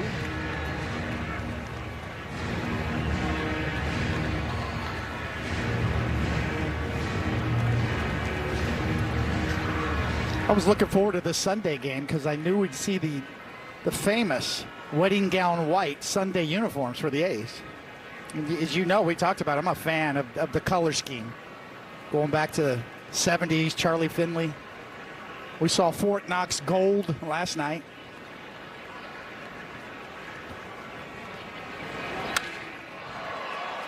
Right field. Cortez going back on the track at the wall, reaches up to make the play. Might have taken a home run away from Wells, but the Yankees go down in order in the top of the fourth. We go to the bottom of the fourth inning, 13-3 Yanks.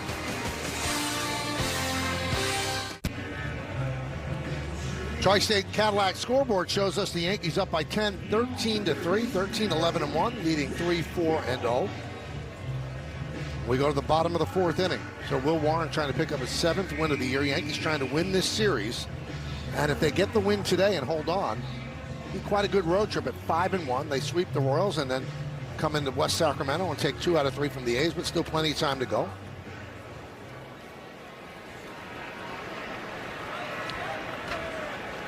Geloff will start it off. Popped up.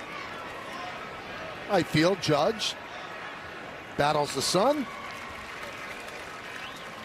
Will Warren on the mound. We take a look at the Coors Banquet Start Your Legacy. And this is about called strikeouts. Will Warren, since last season, leads all Major League pitchers with 83. Red Sox Sonny Gray with 78. Then Jack Flaherty, Tana Bybee, and Zach Gallen rounded out. It's probably one of the best stats that shows deception. You get somebody looking, called third strike that many times, there's something going on.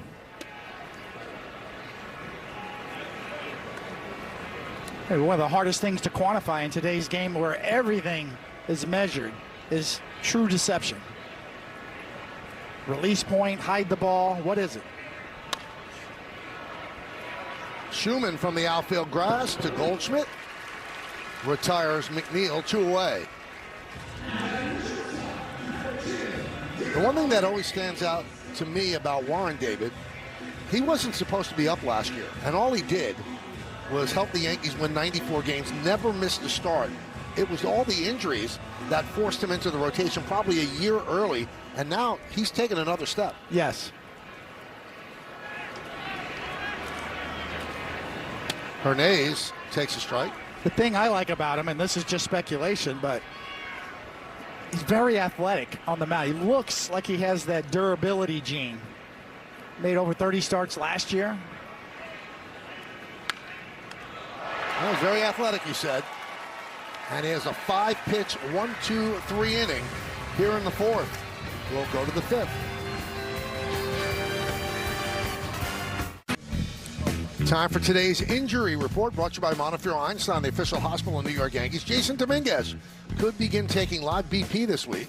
He's currently on the 10-day IL, left shoulder AC joint strain. He was playing well when he got hurt, running into the left field wall at the stadium. Pitch upstairs to Goldschmidt.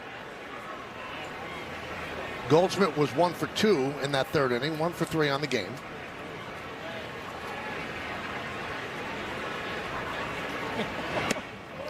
Now, you pointed out on that single that he had in the third that Lopez didn't cover first, and that was apparent for everyone to see. What goes through a pitcher's mind, though, when the ball is hit to the right side? Because if that ball goes through, he's got another assignment. So how do you know where to go? First thing is to break the first right away. And then retrace. And then retrace. You've got time to retrace and kind of float and read where the outfielder is getting to the ball, where the runners are. So you kind of have to have court awareness, as they say in basketball. And you kind of float in between the bases and find out where you need to get to. And Heim having a rough afternoon behind the plate.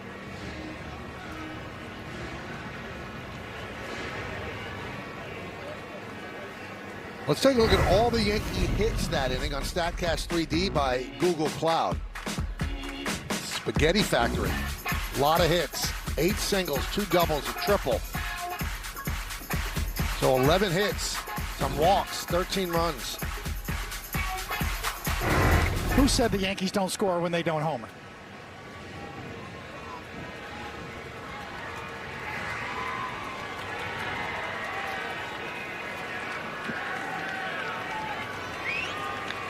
So Heim will stay in there.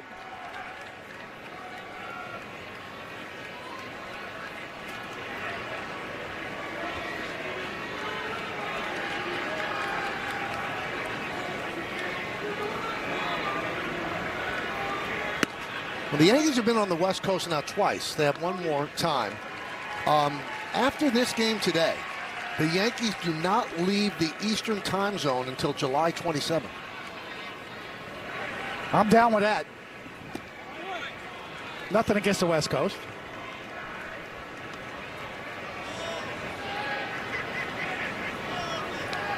I got nothing but California love, but I got no love for a red eye. I'm staring at tonight. Yeah, the first time they play out of the Eastern time zone when they go to Chicago to face the Cubs, the White Sox first, and then the Cubs. So a whole week in Chicago. Oh, that would be nice. Which is not a bad thing.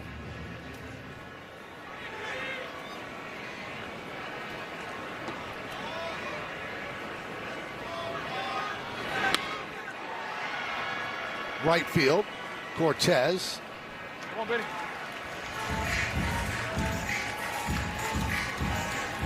So a guy called up my radio show and asked me if you could live anywhere, another life, and you can't live in New York because you've already done that.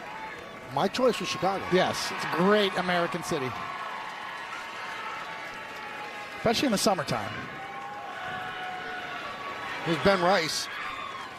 Double, a triple, 4 RBIs, and 2 runs scored. That was in the 3rd inning. He now has 44 runs batted in.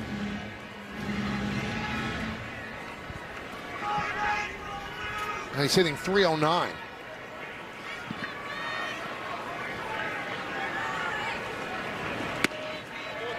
You ever been in Chicago in the winter? Yes. It's no joke.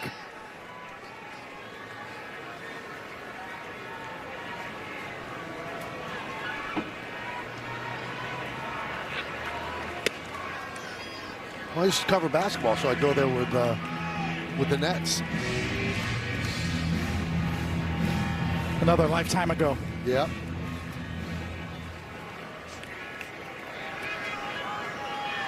One, two. Left field. Soderstrom puts it away. 2 down. That's going to bring up Judge, a bloop RBI single in the 3rd. Also scored a run. He's 1 for 3 today with 2 strikeouts. So odd to see his batting average at .249. The OPS at .911, though. He's the reigning American League batting titleist. And he's not a power hitter that doesn't care what his average is. He takes a lot of pride in the fact that he won that batting title last year. Well, the expectations are through the roof, obviously, for a guy in the middle of a Hall of Fame career. But if this is the floor, as they say, for Aaron Judge and a .911 OPS, okay. This is struggling, okay. You know the hot streak's going to come.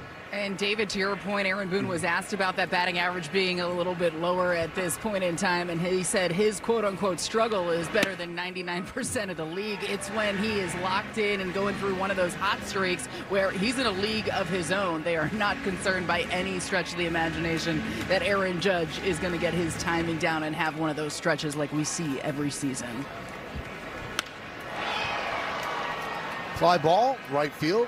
Cortez fighting the sun, and he makes the play. The Yankees go down in order, 1, 2, 3.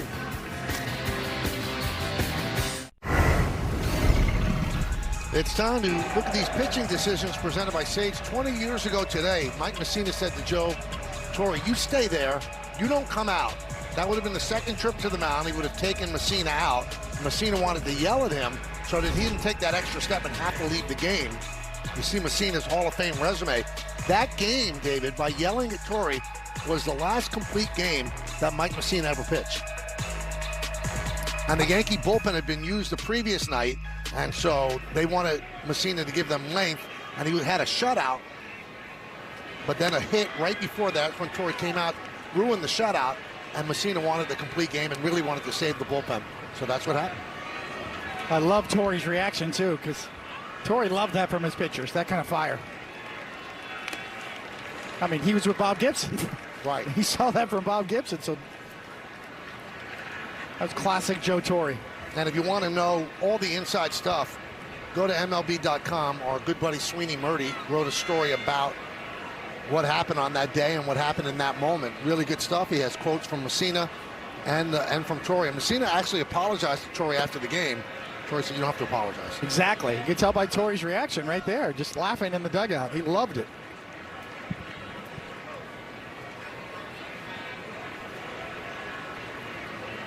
One and two. And Cortez down on strikes.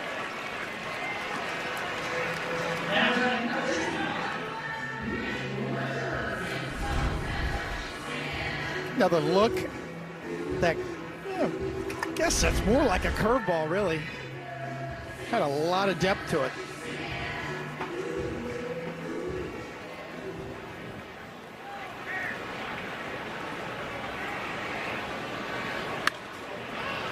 Popped up. Who's going to get it? Long run for Judge. And it's a fair ball. Bounces into the seats for a double for Rooker. Rooker was 0 for 2, 1 for his last 23. And talk about a guy who needed that. He needed that. Well, speaking of Joe Torre, he would call this a personality hit. To your point, Michael, it's been a tough road for Brent Rooker so far this year.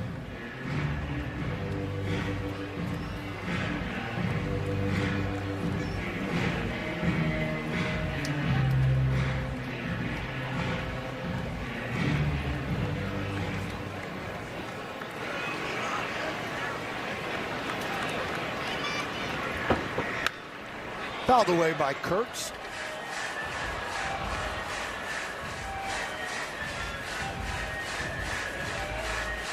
He's got an old school look to him, doesn't he, Kurtz? He does. Style, high socks.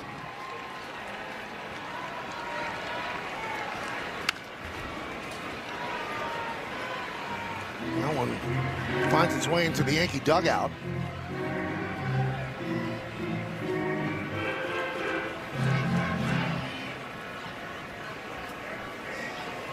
You know, it must get exceedingly hot here in the summer because if you look at the top of the dugouts, they're faded. Left field, long run for Bellinger. It's going to be caught by Bellinger. Oh, what a play. Saved a run, took an extra base hit away from Kurtz.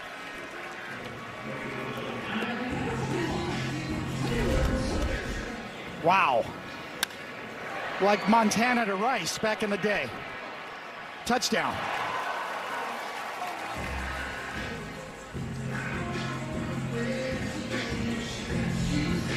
No, we're watching it the same way. The start of that route, I didn't think he had a chance. No way, especially the guy who hit it. The big Amish.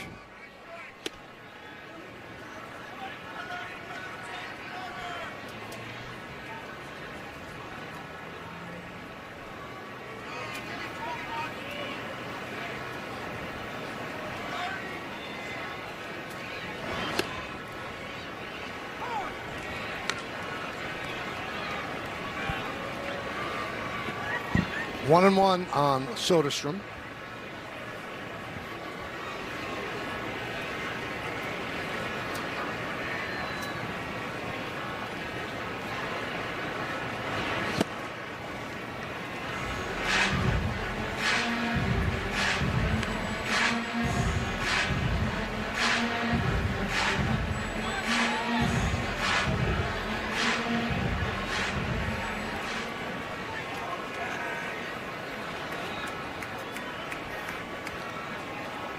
Workers at second, 2 men out. 2-2.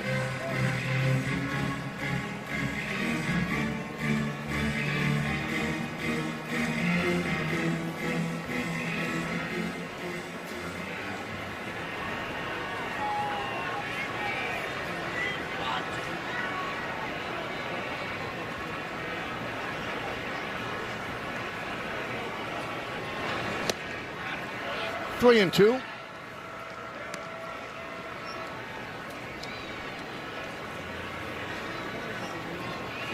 Just chilling on the berm.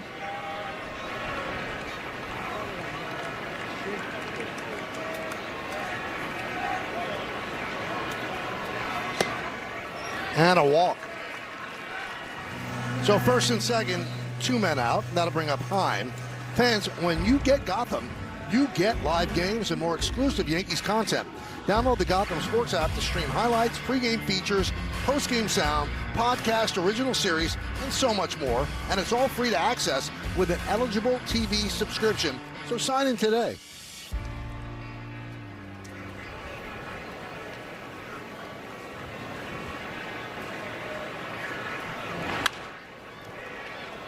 Popped up. Left field coming in is Bellinger and makes the play to retire Heim, and the A's strand 2, and we will go to the 6th. Justin Shackle with your Audi update. Rays and Angels at the Trop. First inning, Jack Kahanowitz surrendering a long ball to Jonathan Aranda, keeping it fair down the right field line. His 11th home run of the season. Rays go on to win it 5-2. They improve their home record to 21-6, the best in the majors, Michael. Pretty good stuff. Thank you, Justin. How about Oswald Peraza? 7 home runs this season, 9 in the previous 4 seasons. J-Rod, 10 home runs in May, career high for any month. We'll see this guy, Travis Bazzana, 353 average, 9 extra base hits last 17 games. So he's doing it for the Guardians. Mark Leiter Jr. takes over.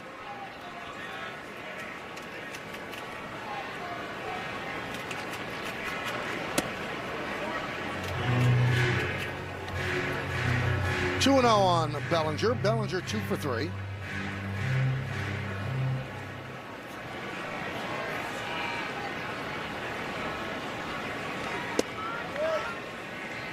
Did you see the other day, I think it was yesterday, the national anthem standoff? Oh, the stare-off. Yeah, the stare-off, and 3 guys got thrown out. Good. It's ridiculous. Between the Angels and the Rays, and the Angels started from the previous night. Obviously, he wasn't going to play, so he got thrown out, big deal. And 2 guys that hadn't played for the Rays this year, I guess they were injured, and they had the batter was in the box to start the game, and the umpire just threw him out.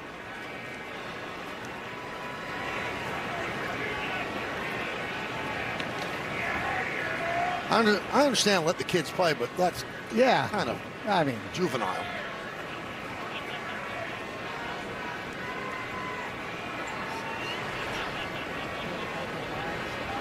Although, however, right, it would give me a little more time to get all my musical references in on my pitcher scouting report. That is true. I could really expand on that.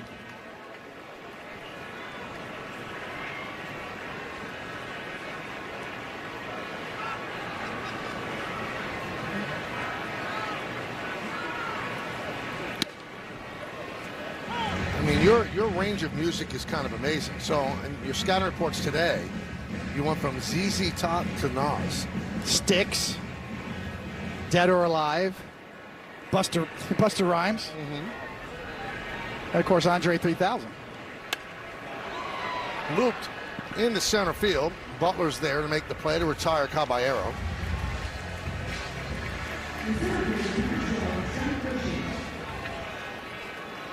Yeah, there was a time when Styx was the band. Come Sail Away. Now, would Styx fall under Yacht Rock? It would now. Okay. Kind of tweener, but yeah, a lot of their stuff would be. Here's Trent Grisham. 1 for 3. Trent made the final out of the 13-run third inning. He was the 18th batter to come to the plate. Earlier in the inning, he had a 2-run single.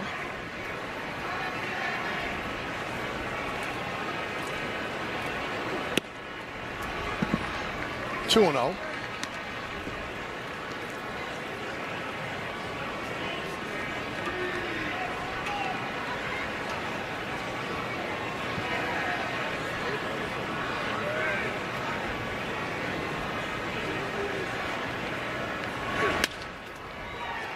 Ground ball, Hernandez. There's 1, and there's 2, and there's the inning. We go to the bottom of the 6th. Yankees are up by 10.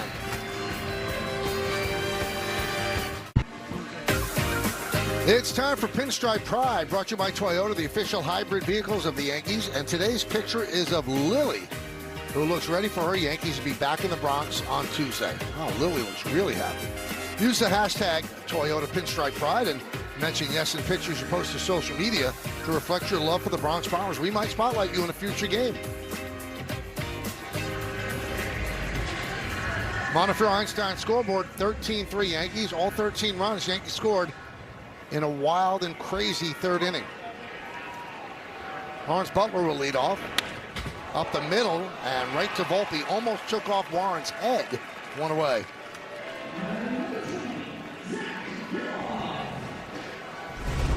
Well, I get this in about 4 or 5 times a year, but it's the proverbial chuck and duck. And it's just that's a line that's in my head. And I live that, so I know what that feels like.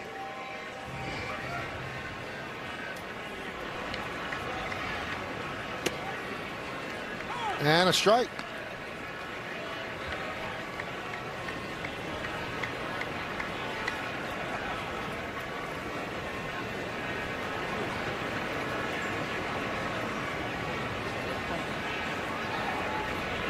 David, I've been impressed with Jen Powell. She's been on top of the game, and she's made some really good calls. Hasn't made anything, blatantly wrong. I think she's been great. Solid, very solid back there. Very consistent. The calls that have been overturned have been really razor close.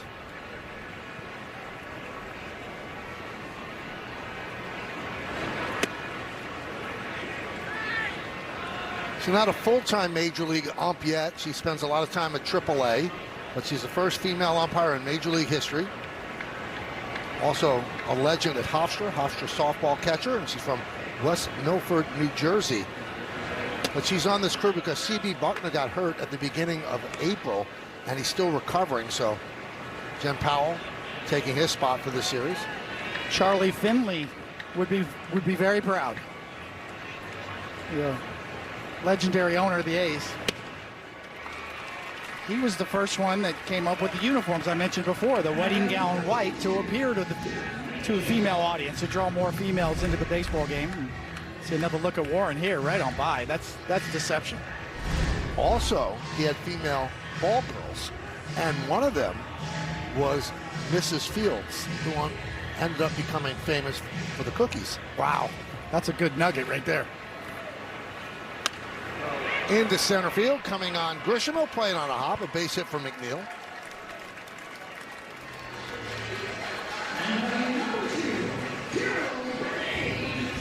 Tuesday on Yes, the Yankees are back in the Bronx to kick off a 3-game set with the Cleveland Guardians. Extended coverage starts at 5 with 2 full hours of pregame leading up to first pitch at 7:05 on Yes, and of course the Gotham Sports app. Here's Darrell Hernandez. Oh, strike. All 3 A's runs scored in the first inning. They were all unearned. Jonah Heim hit a pop up the shallow center. Volpe couldn't get there. And then the ball clanked off of Grisham's glove. That allowed 2 runs to score. Another hit after that, another run. But all 3 runs unearned against Warren, so essentially, for his ERA, he's pitching a shutout. And his ERA is down to 3.23. Started at 3.55. Tim Hill heating up.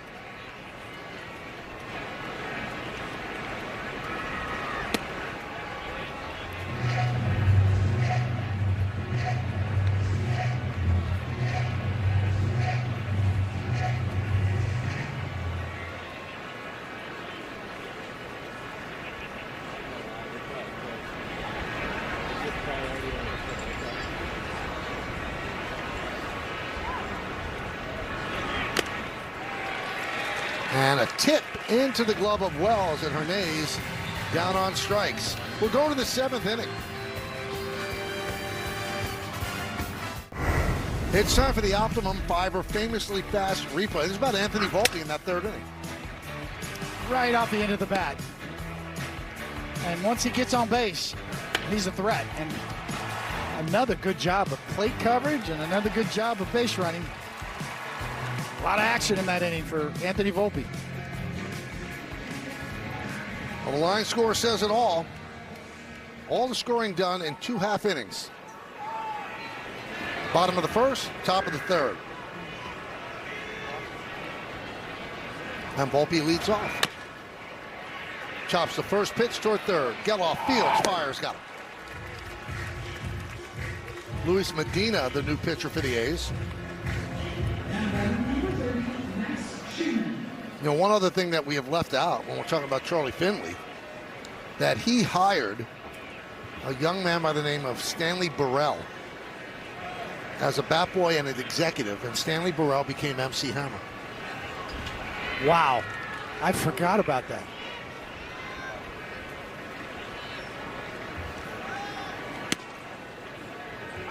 He was dancing in the Coliseum parking lot, got discovered, hired by Charlie Finley, and he earned his famous nickname MC Hammer because the players thought he looked like Hammer and Hank Aaron.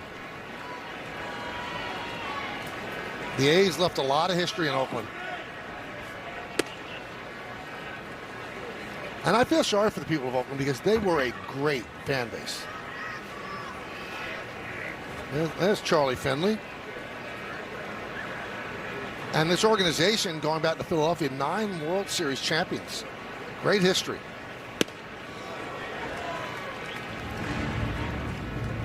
So from 01 to 54 in Philadelphia, then Kansas City had him, well, what's that, 12 years? Then the A's in Oakland, and now here in Sacramento, West Sacramento. My dad took me to see the Kansas City A's in 1967. I was 4 years old. Bob Oliver was their best player, whose son Darren Oliver ended up pitching in the big leagues too with Texas. Swung on and tipped into the glove of Heim, a strikeout of Schumann. Didn't your dad win some kind of farm animal? He did.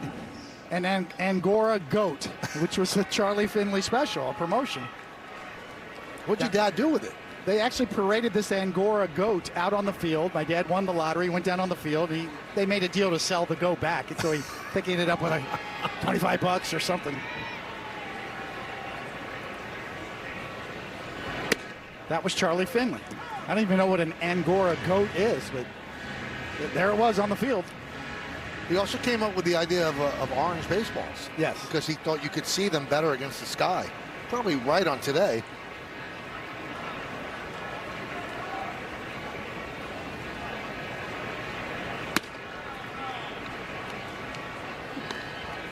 Then he had something that popped out of home plate that lifted the balls to the umpire. Yeah, I think it was the rabbit, right? The mechanical rabbit. He was very innovative.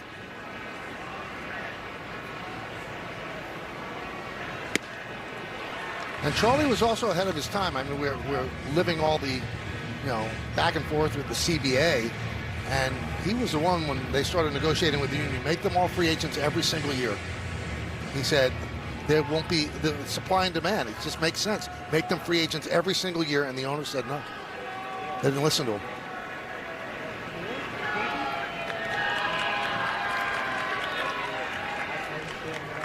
1-2.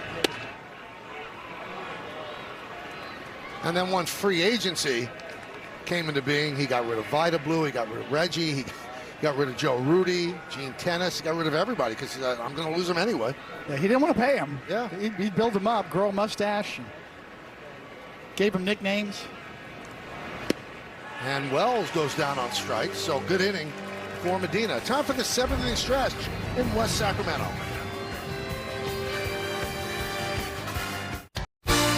It's Justin and Dylan with your Ford Studio update and a 13-run third inning to remember for the Yankees, Dylan. We almost went in history in that inning. 1 run away from tying our franchise record. What an inning. First 12 guys got on base via walker hit. That was fun to watch. Incredible. 43 minutes it took. 75 pitches were thrown. Dylan and I and Michael are going to break down all 75 on the postgame. Back to you and Coney in West Sacramento.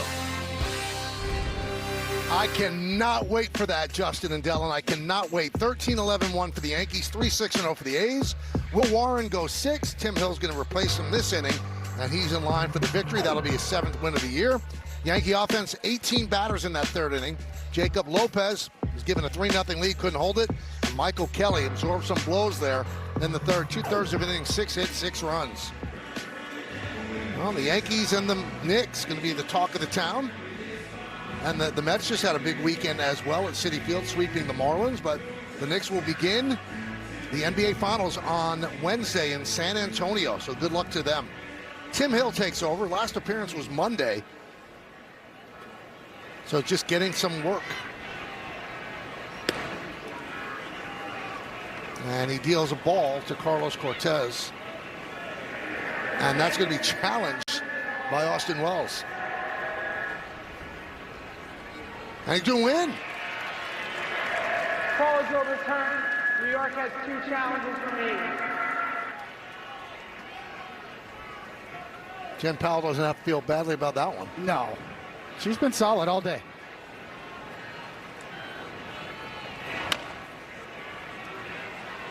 Back to Hill, bare hands.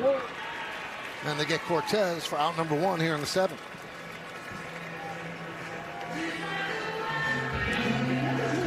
Caballero gets the rest of the day off as McMahon comes in to play third. No, he doesn't get the rest of the day off because Caballero will move to second base.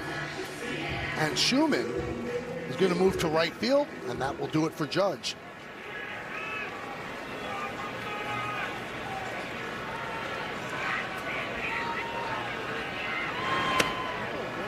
A strike. I think my memory's a little fuzzy. I got correct, with the great Marty Appel, who's been around with the Yankees for years, several roles. Let me know Bob Oliver was actually with the Royals. Because when the A's left, the Royals were the expansion team that came back in '69. So my memory of Bob Oliver was actually he was on the Royals, not the A's. Marty on top of it. Oh, right on top of it. So yeah, he's an encyclopedia. Driven deep to left field. Bellinger going back, turning, looking, see ya. A home run for Rooker, his 8th of the year, and it's 13-4 Yanks.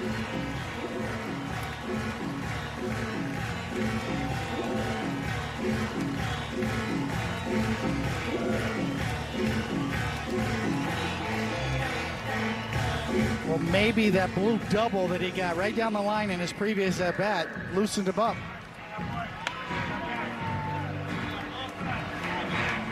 Hear that all the time on Major League benches. Just give me a bleeder. Let me just get a hit, and then I'll loosen up. And for Rooker, that might be the one. There's Nick Kurtz.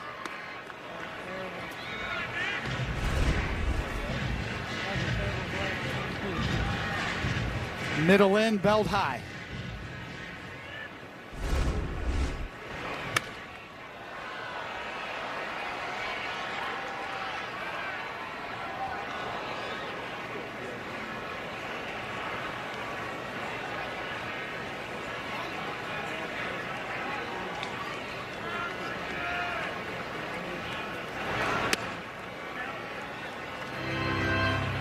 Two and one on Kurtz. Kurtz walked, singled, and then was robbed of an extra base hit. Nice play by Bellinger. Going toward the wall in left center field.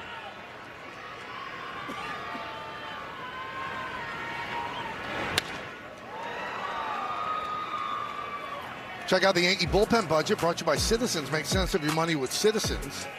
Jake Bird threw 20 pitches last night. Again, everybody pretty much is in play because the bullpen has been very well rested because of very good starting pitching. And now they have tomorrow off. 3-2 on Kurtz.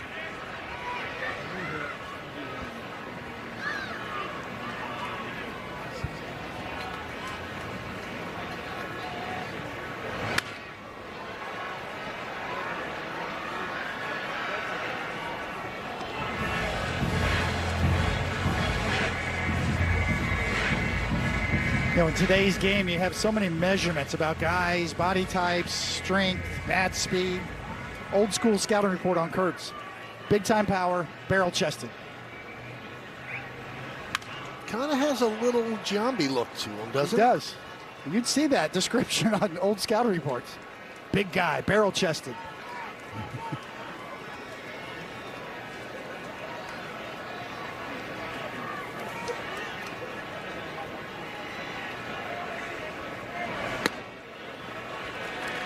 And that's a walk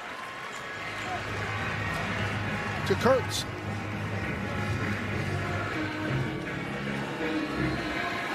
And Giambi actually wore 16 like Kurtz did when he was with the A's. And Giambi's dad was a big Mantle fan, so 16 added up to 7. And then when he got to the Yankees, he was 25. 25 added up to 7. Giambi hit his first career home run off of yours truly. Really? Yes. In Oakland? Yes. Long shot? Long enough. What, Tomei-like? Not Tomei-like, no. This is when he was young. And Henry Bolte pinch hitting for Soderstrom gets hit with the pitch. Wow, they dug it up. Can you believe this? There he is. 2-2 pitch. And Jason Giambi. Oh, let me take that back. That was pretty long. A young, lean Jason Giambi. Wow. Who is that guy?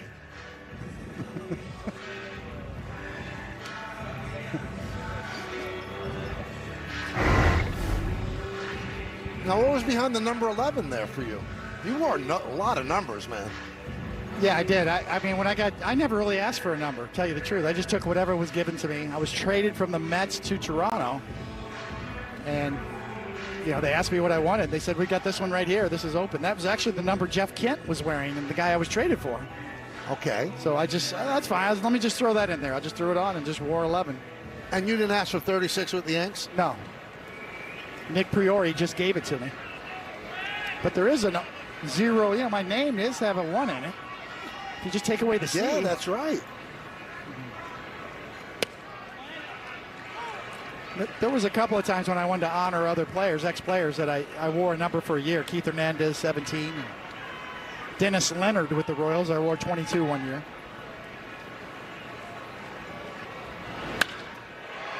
And Jonah Heim hits one deep to right center field. Did he get it all? Yeah, he did. A 3-run home run for Heim. And now it's 13-7.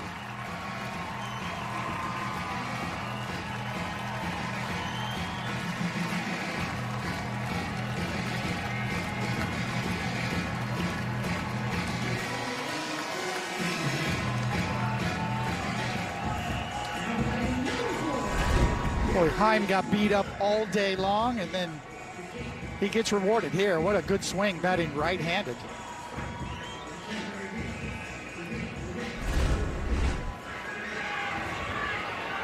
There's Lawrence Butler.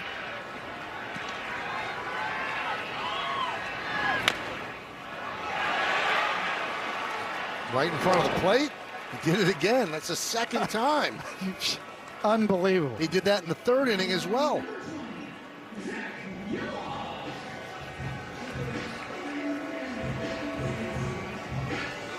Full swing. Ball goes 2 feet. That's baseball. Susan.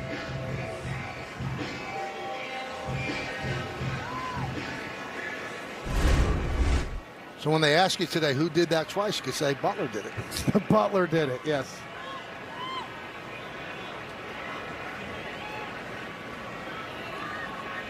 Geloff fouls it back. Now, you've told this story before. When you got 36 and you reported to the Yankees in Minneapolis, that was Billy Connor's old uniform. It was. You were swimming in that. I was swimming, but the number rode up a little higher on my back. It looked different than everybody else's. That's punched to right field, a base hit. So Tim Hill, with all that rest, is just getting him work here, and he's getting touched up in the 7th inning. This is unusual for him.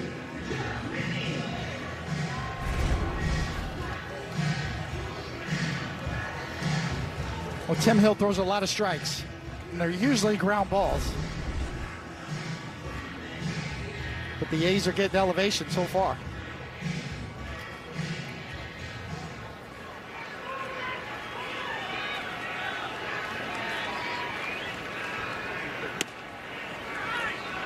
And it kind of stinks for Hill because he came in with an ERA in the 2s, and now it's up to 4.09. And for a reliever, David, you know it takes a long time to get that down. Yeah.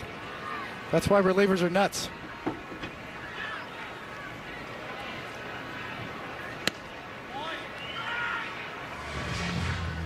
One and one.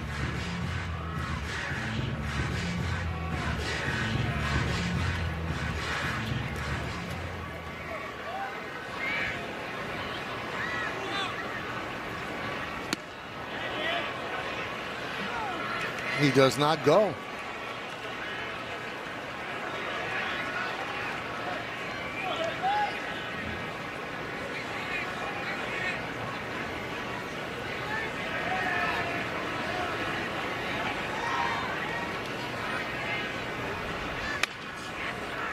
Two. And here's your first start with the Yankees in Minneapolis. See how high that 3.6 is? Yep. The 6 is almost under your armpit. That's too. not where it's supposed to be.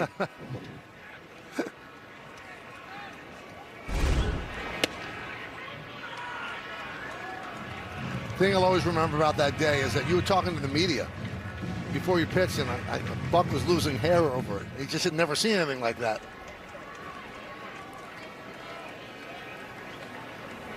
Even the 3 and the 6 were separated by a lot. Runners go. Popped up. Giving it a look is Wells. He couldn't find it. It was a tough sky. We said it from the beginning, and it falls untouched.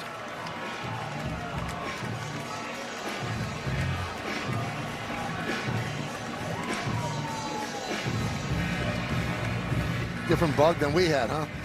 Wow. Easily identifiable. Yep. It's kind of what they have on the scoreboard here.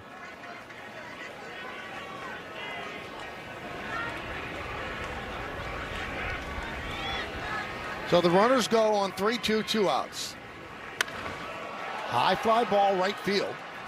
Schumann back, and on the track he makes a play. So a rough inning as the A's end up scoring 4 runs. Go to the 8th. Yankees up 13-7. Now it's time for the Home Depot working on a win pitching matchup. This will be Tuesday. The probables, Joey Cantillo goes for the Guardians. You see his numbers, and Cam Schlittler, always an appointment view, 7-2, 1.50. Our coverage begins at 5 p.m. on Yes. Medina in for a second inning of work and deals a strike. Different look here in this ballpark. Judge and Warren leave the field. They crossed from the Yankees first base dugout through the outfield and through the fence into the clubhouse. There they go. Hit the showers. Soft ground ball. And they will get Goldschmidt.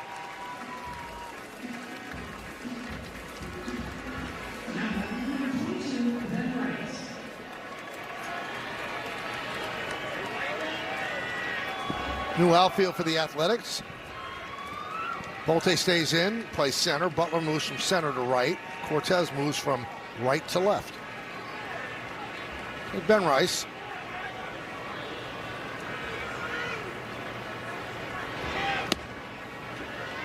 And a strike. Rice had that big 3rd inning. 2-run double, 2-run triple, 2-run scored. Have yourself a day, Ben Rice.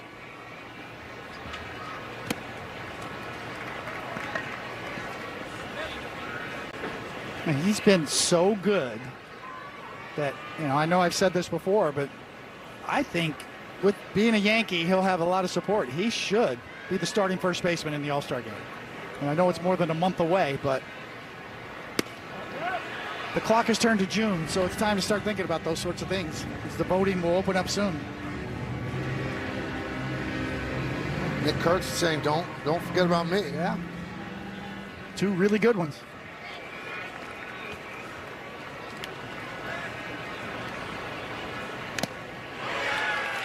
Tipped into the glove of Heim, so Rice strikes out. That's going to bring up McMahon in Judge's spot.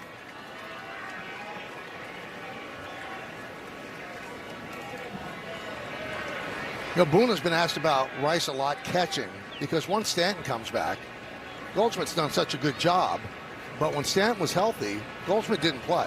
There was really no role for him. And Rice was banged up in spring training, really didn't catch. Then when he hurt his hand on the throw by Max Fried, he wasn't able to get any work in. So they haven't worked him out behind there, but Boone did say, you know what, he's still my third catcher. If something happens where I run out of catchers, he's going behind the plate. But at this point, they're not thinking of Ben Rice as an everyday catcher. I agree. If I'm Brian Cashman, I'm going to sneak into the locker room and steal that catcher's equipment out of his locker. He's just too valuable offensively. You cannot take a chance, and we've seen today Jonah Heim get beaten up. We've seen Austin Wells all year long get beaten up back there. He's too valuable right now to take a chance, in my mind. He still goes to every catcher's meeting, but in terms of like putting on the tools of ignorance during a game, he has not done it. He warms some people up a little bit, but for the most part, not working as a catcher. Challenging the call ball. All right, so that's going to be challenged by Medina. And he challenges incorrectly. So that'll do it for the A's. They have no challenges remaining. Pitchers. We think everything's a strike.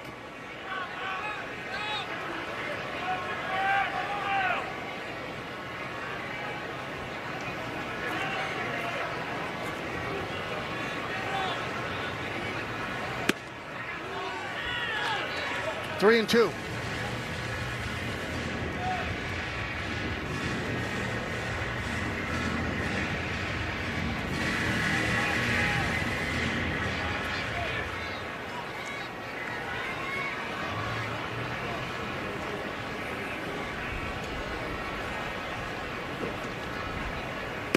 Swing and a miss.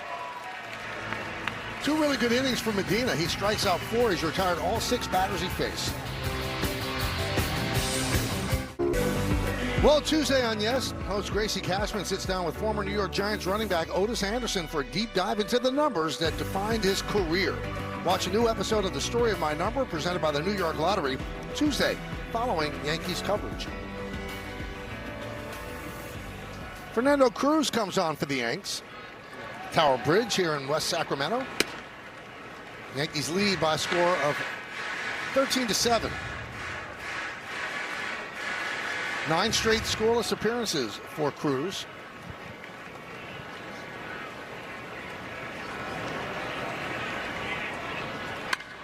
That one is ripped into left center field. That's going to be in there and go all the way to the wall. Pernays is at second. He's going to stop there with a leadoff double.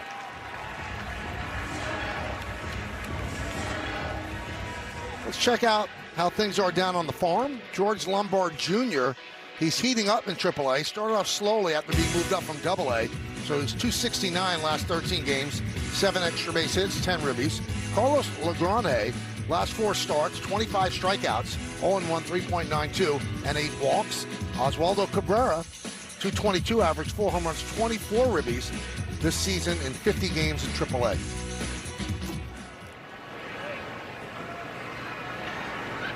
Here's Cortez. It's good to see Oswaldo Cabrera back and playing again after that devastating injury. He made such a big impression on people by the type of human being he is, how nice he is. Easy guy to pull for.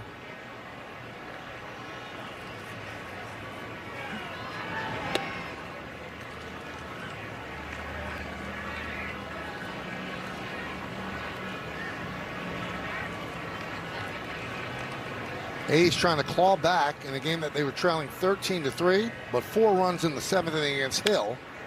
And now a drive to right field, and that ball is going to be foul. Had enough distance, but it hooked foul.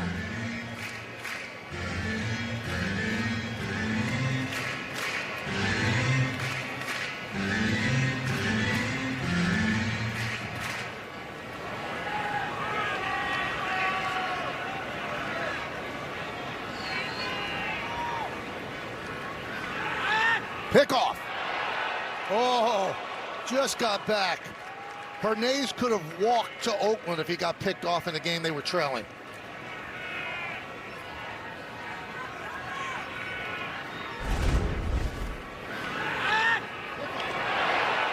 I don't know how they didn't get him. Wow.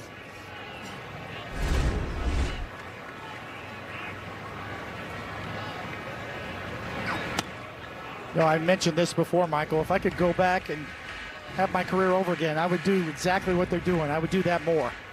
Would have practiced on that more, pickoffs. It's such a weapon.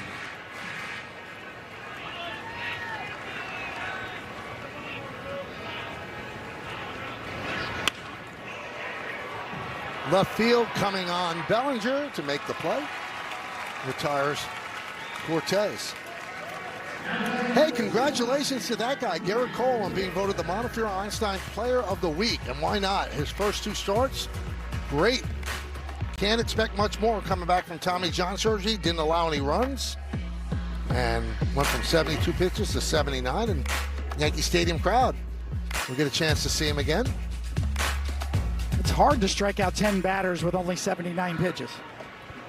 And guys, it's funny, you'd think you couldn't expect much more, but Garrett Cole still expects more from himself. I talked to him before game 1 of this series about how he's been feeling in those first 2 outings, and he said first and foremost, recovery has been great. The arm feels good. That's the most important part, but there are certain sequences throughout the course of the game that he looks at, hey, I could have done that better. Also, just getting his stamina up while he feels like he's been strong through both of those outings. That's one thing he told me he wants to continue to try to build up and improve. But if you're the Yankees organization, Michael, like you said, you cannot ask for too much more for Garrett Cole, who, as we know, is a bit of a perfectionist.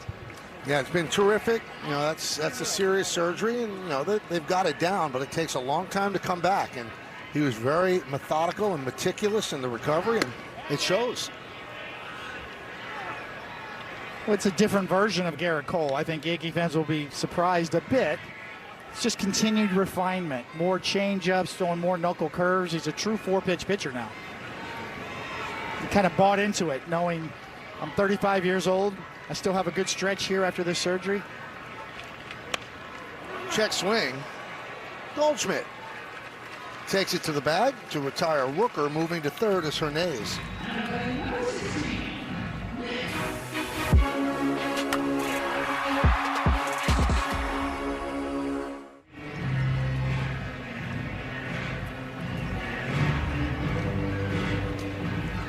Here's the dangerous Nick Kurtz. Walked twice, single, and robbed of an extra base hit, and left center by Bellinger.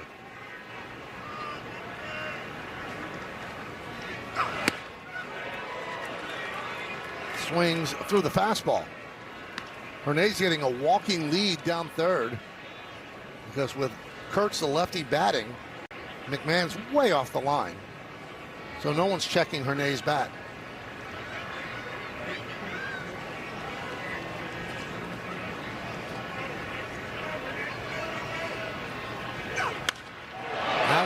Crushed into right center field. That ball is going to be off the base of the wall.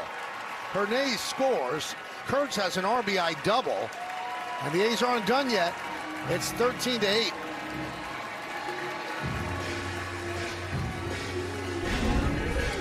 Another fastball out over the plate. Another one mashed by Kurtz.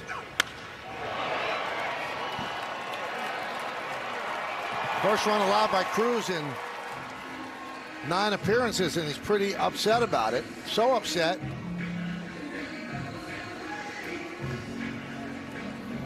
that he punches himself in the face. Well, it's more of an open hand slap. Still hurts. Yeah. Could not hold up there on the slider. 0-1 on Bolte.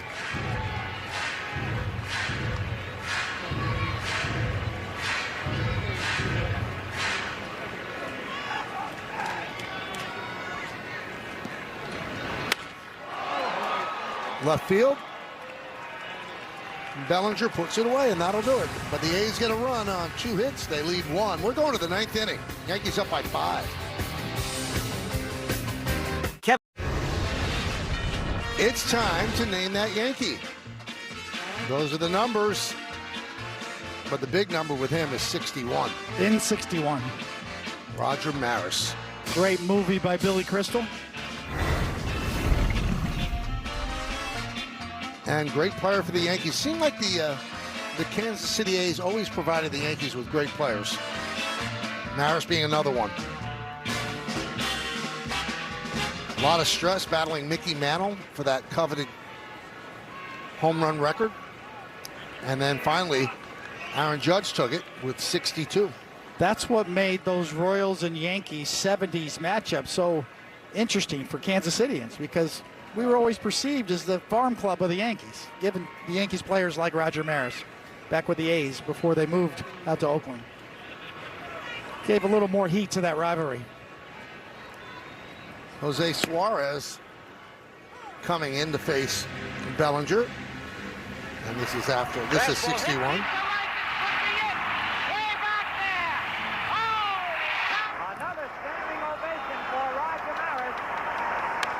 The great Phil Rizzuto on the call. That one's popped up. Geloff puts it away.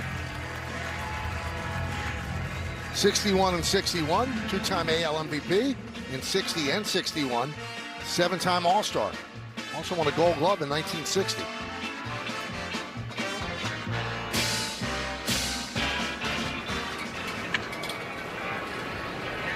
They announced the attendance 12,515. That's the 12th sellout. They had 4 sellouts all of last year.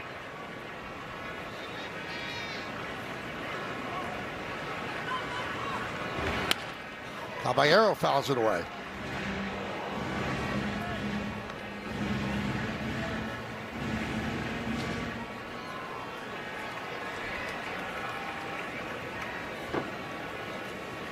So the Yankees lead 13-8. This is only the 17th game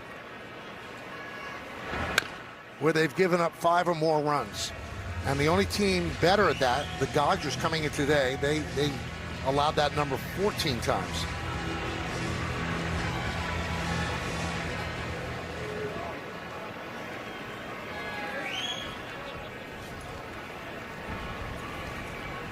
(0-2) on Caballero. Up and away.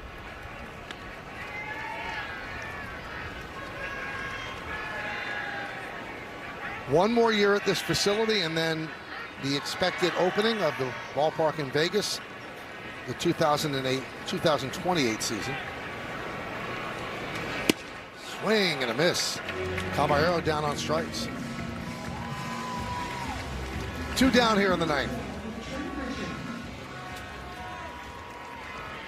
Is it true, David, that I know it's 2 years from now, but you have already put in for that trip? You want the Vegas trip? I already have an apartment out there. I'm subletting it right now.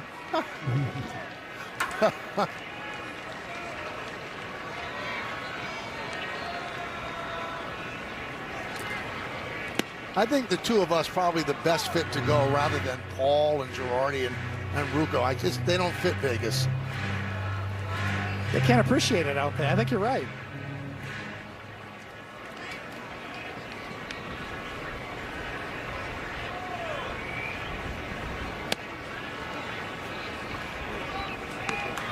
Although when Joe Girardi gets up at 5 a.m. to have his egg white omelet. It's still happening in Vegas. What's up, buddy?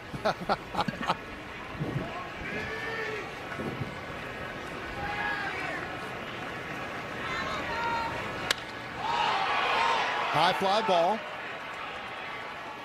And the Yankees go down in order. He'd see a guy coming in losing $3,000, and he'd say, buddy, that's not what you want. We go to the bottom of the ninth, and it's time for the game-changing drives of the game, brought to you by Audi and the all-new Audi Q3. Well, of course, it's Ben Rice at it again.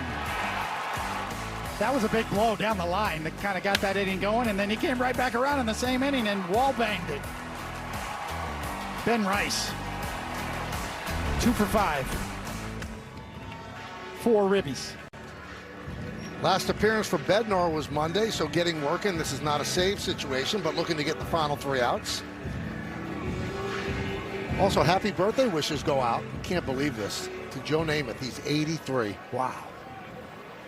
Broadway Joe.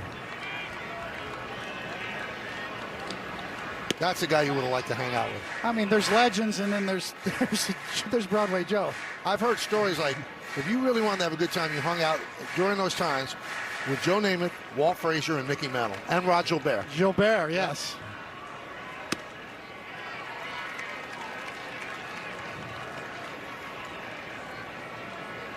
Yeah. 1-1. Heim hit a 3-run home run his last time up.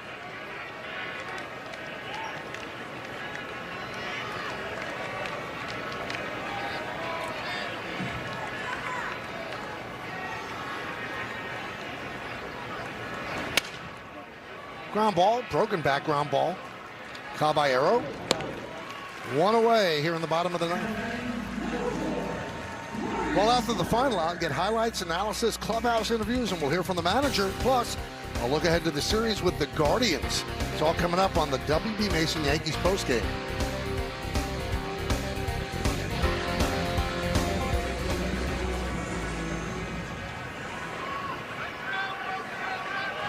How about this, David? The third inning today for the Yankees, 13 runs, 11 hits. And in that inning, they were 9 for 12 with runners in scoring position. This is amazing stat. The other 8 innings for the Yankees, A's pitching faced the minimum 24 batters. 1, 2, 3 every single inning.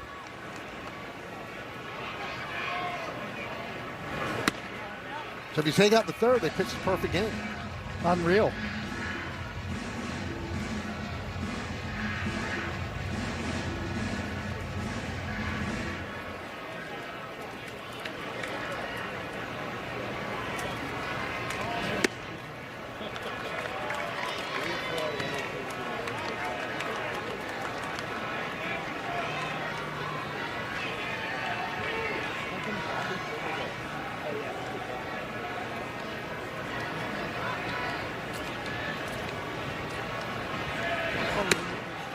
And he walks Butler.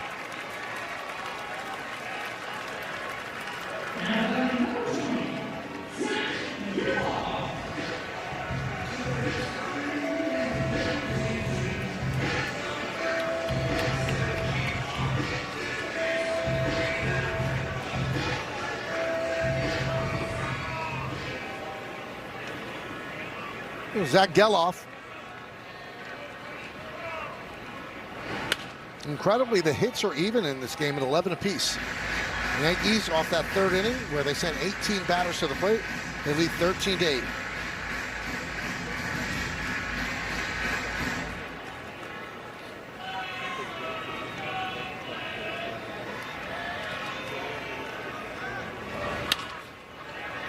And that's through for a base hit. Bellinger gets the ball in first and second with 1 man out.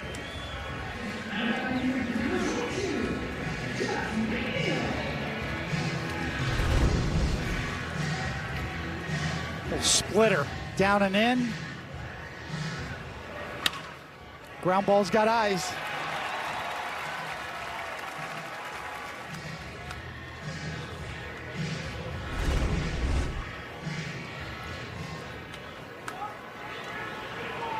Geloff 5 for 13 in the series against the Yanks.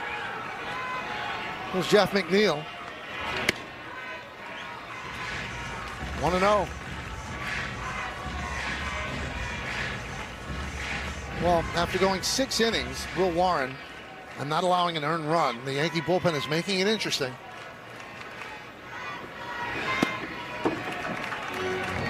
Two 2-0.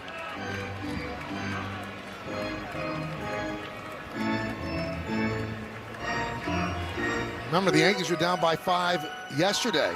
going to the ninth, and they almost pulled it off. 5 walks in there.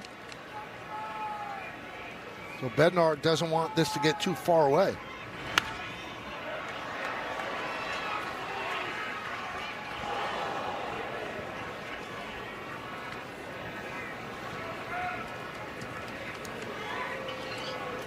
Yankees trying to nail down this series and go 5-1 on this road trip.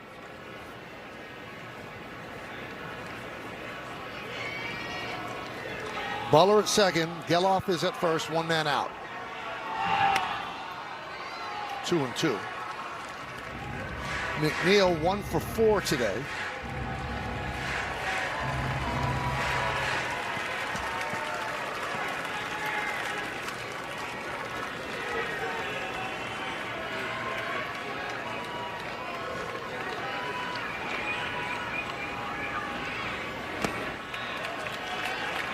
Three and two.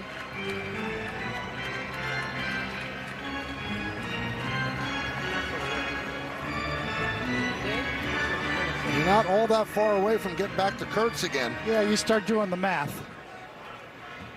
That's why a lot of managers talk about that grand slam range. That 5-run lead's a big deal.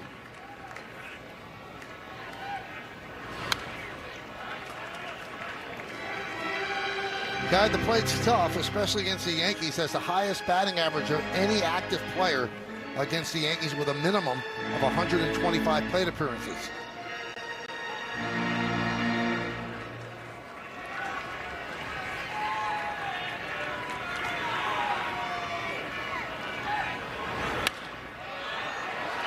He keeps fouling it off.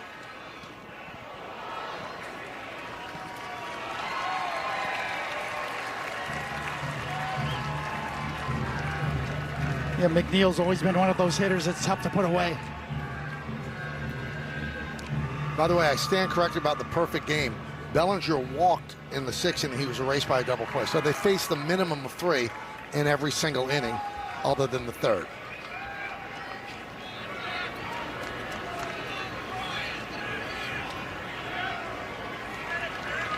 Tough to put away and tough on the Yankees. Swing and a miss. He put him away on a splitter. Nasty pitch by Bednar.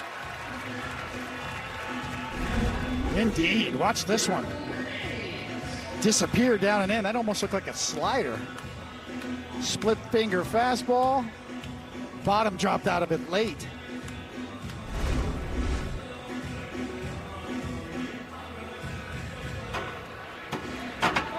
And here is Darrell Hernandez.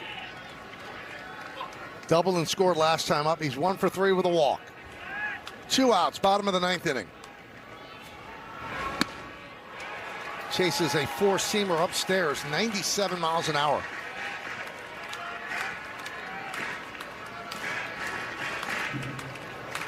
All of the relievers the Yankees have used, all very well rested, and sometimes that plays against you, especially with command. This should do it. And it does, and the Yankees win 13-8 on a 13-run 3rd inning. They take 2 out of 3 from the A's. They take 5 out of 6 on the road trip. They enjoy an off day tomorrow and start a homestand in New York. Yeah, the Yankees had an inning for the ages in the 3rd with 13 runs. It was unbelievable, a little under an hour. And yes, the flight home will be nice for the Yankees and that man. Well, the Yankees pick up their 36th victory against 23 losses, and the A's go to 28-31. They had a rough homestand where they lost 5 out of 6. So we'll be talking about that 3rd inning a lot. It was almost in the history books, just 1 run short, but it was enough for this victory as the Yankees win 13-8, and they'll head back east, riding a victory in the series and this game.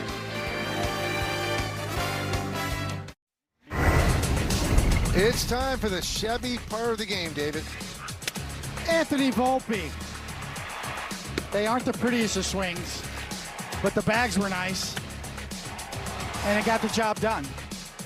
2 stolen bases, 2 hits in the same inning. That'll get you the Chevy player of the game. Almost came up 3 times in 1 inning. Almost. 13-11-1. A's 8-12-0. Will Warren gets the win. Jacob Lopez took the loss. Ben Rice had a big day as well. Jonah Heim had a home run. We'll talk to Anthony Volpe. Meredith will on the postgame show. Yankees 5-1 on the road trip. Coming up on the Yes Network, stay tuned for the WB Mason postgame show with Justin Shackle and Dylan Patansis. Special thanks to producer Troy Benjamin, director Dan Barr, Mike Webb, and the executive producer of the Yes Network is Jared Ames Boschnack. Join us again on Tuesday when the Yankees return to the stadium to open a 3-game series against the Guardians.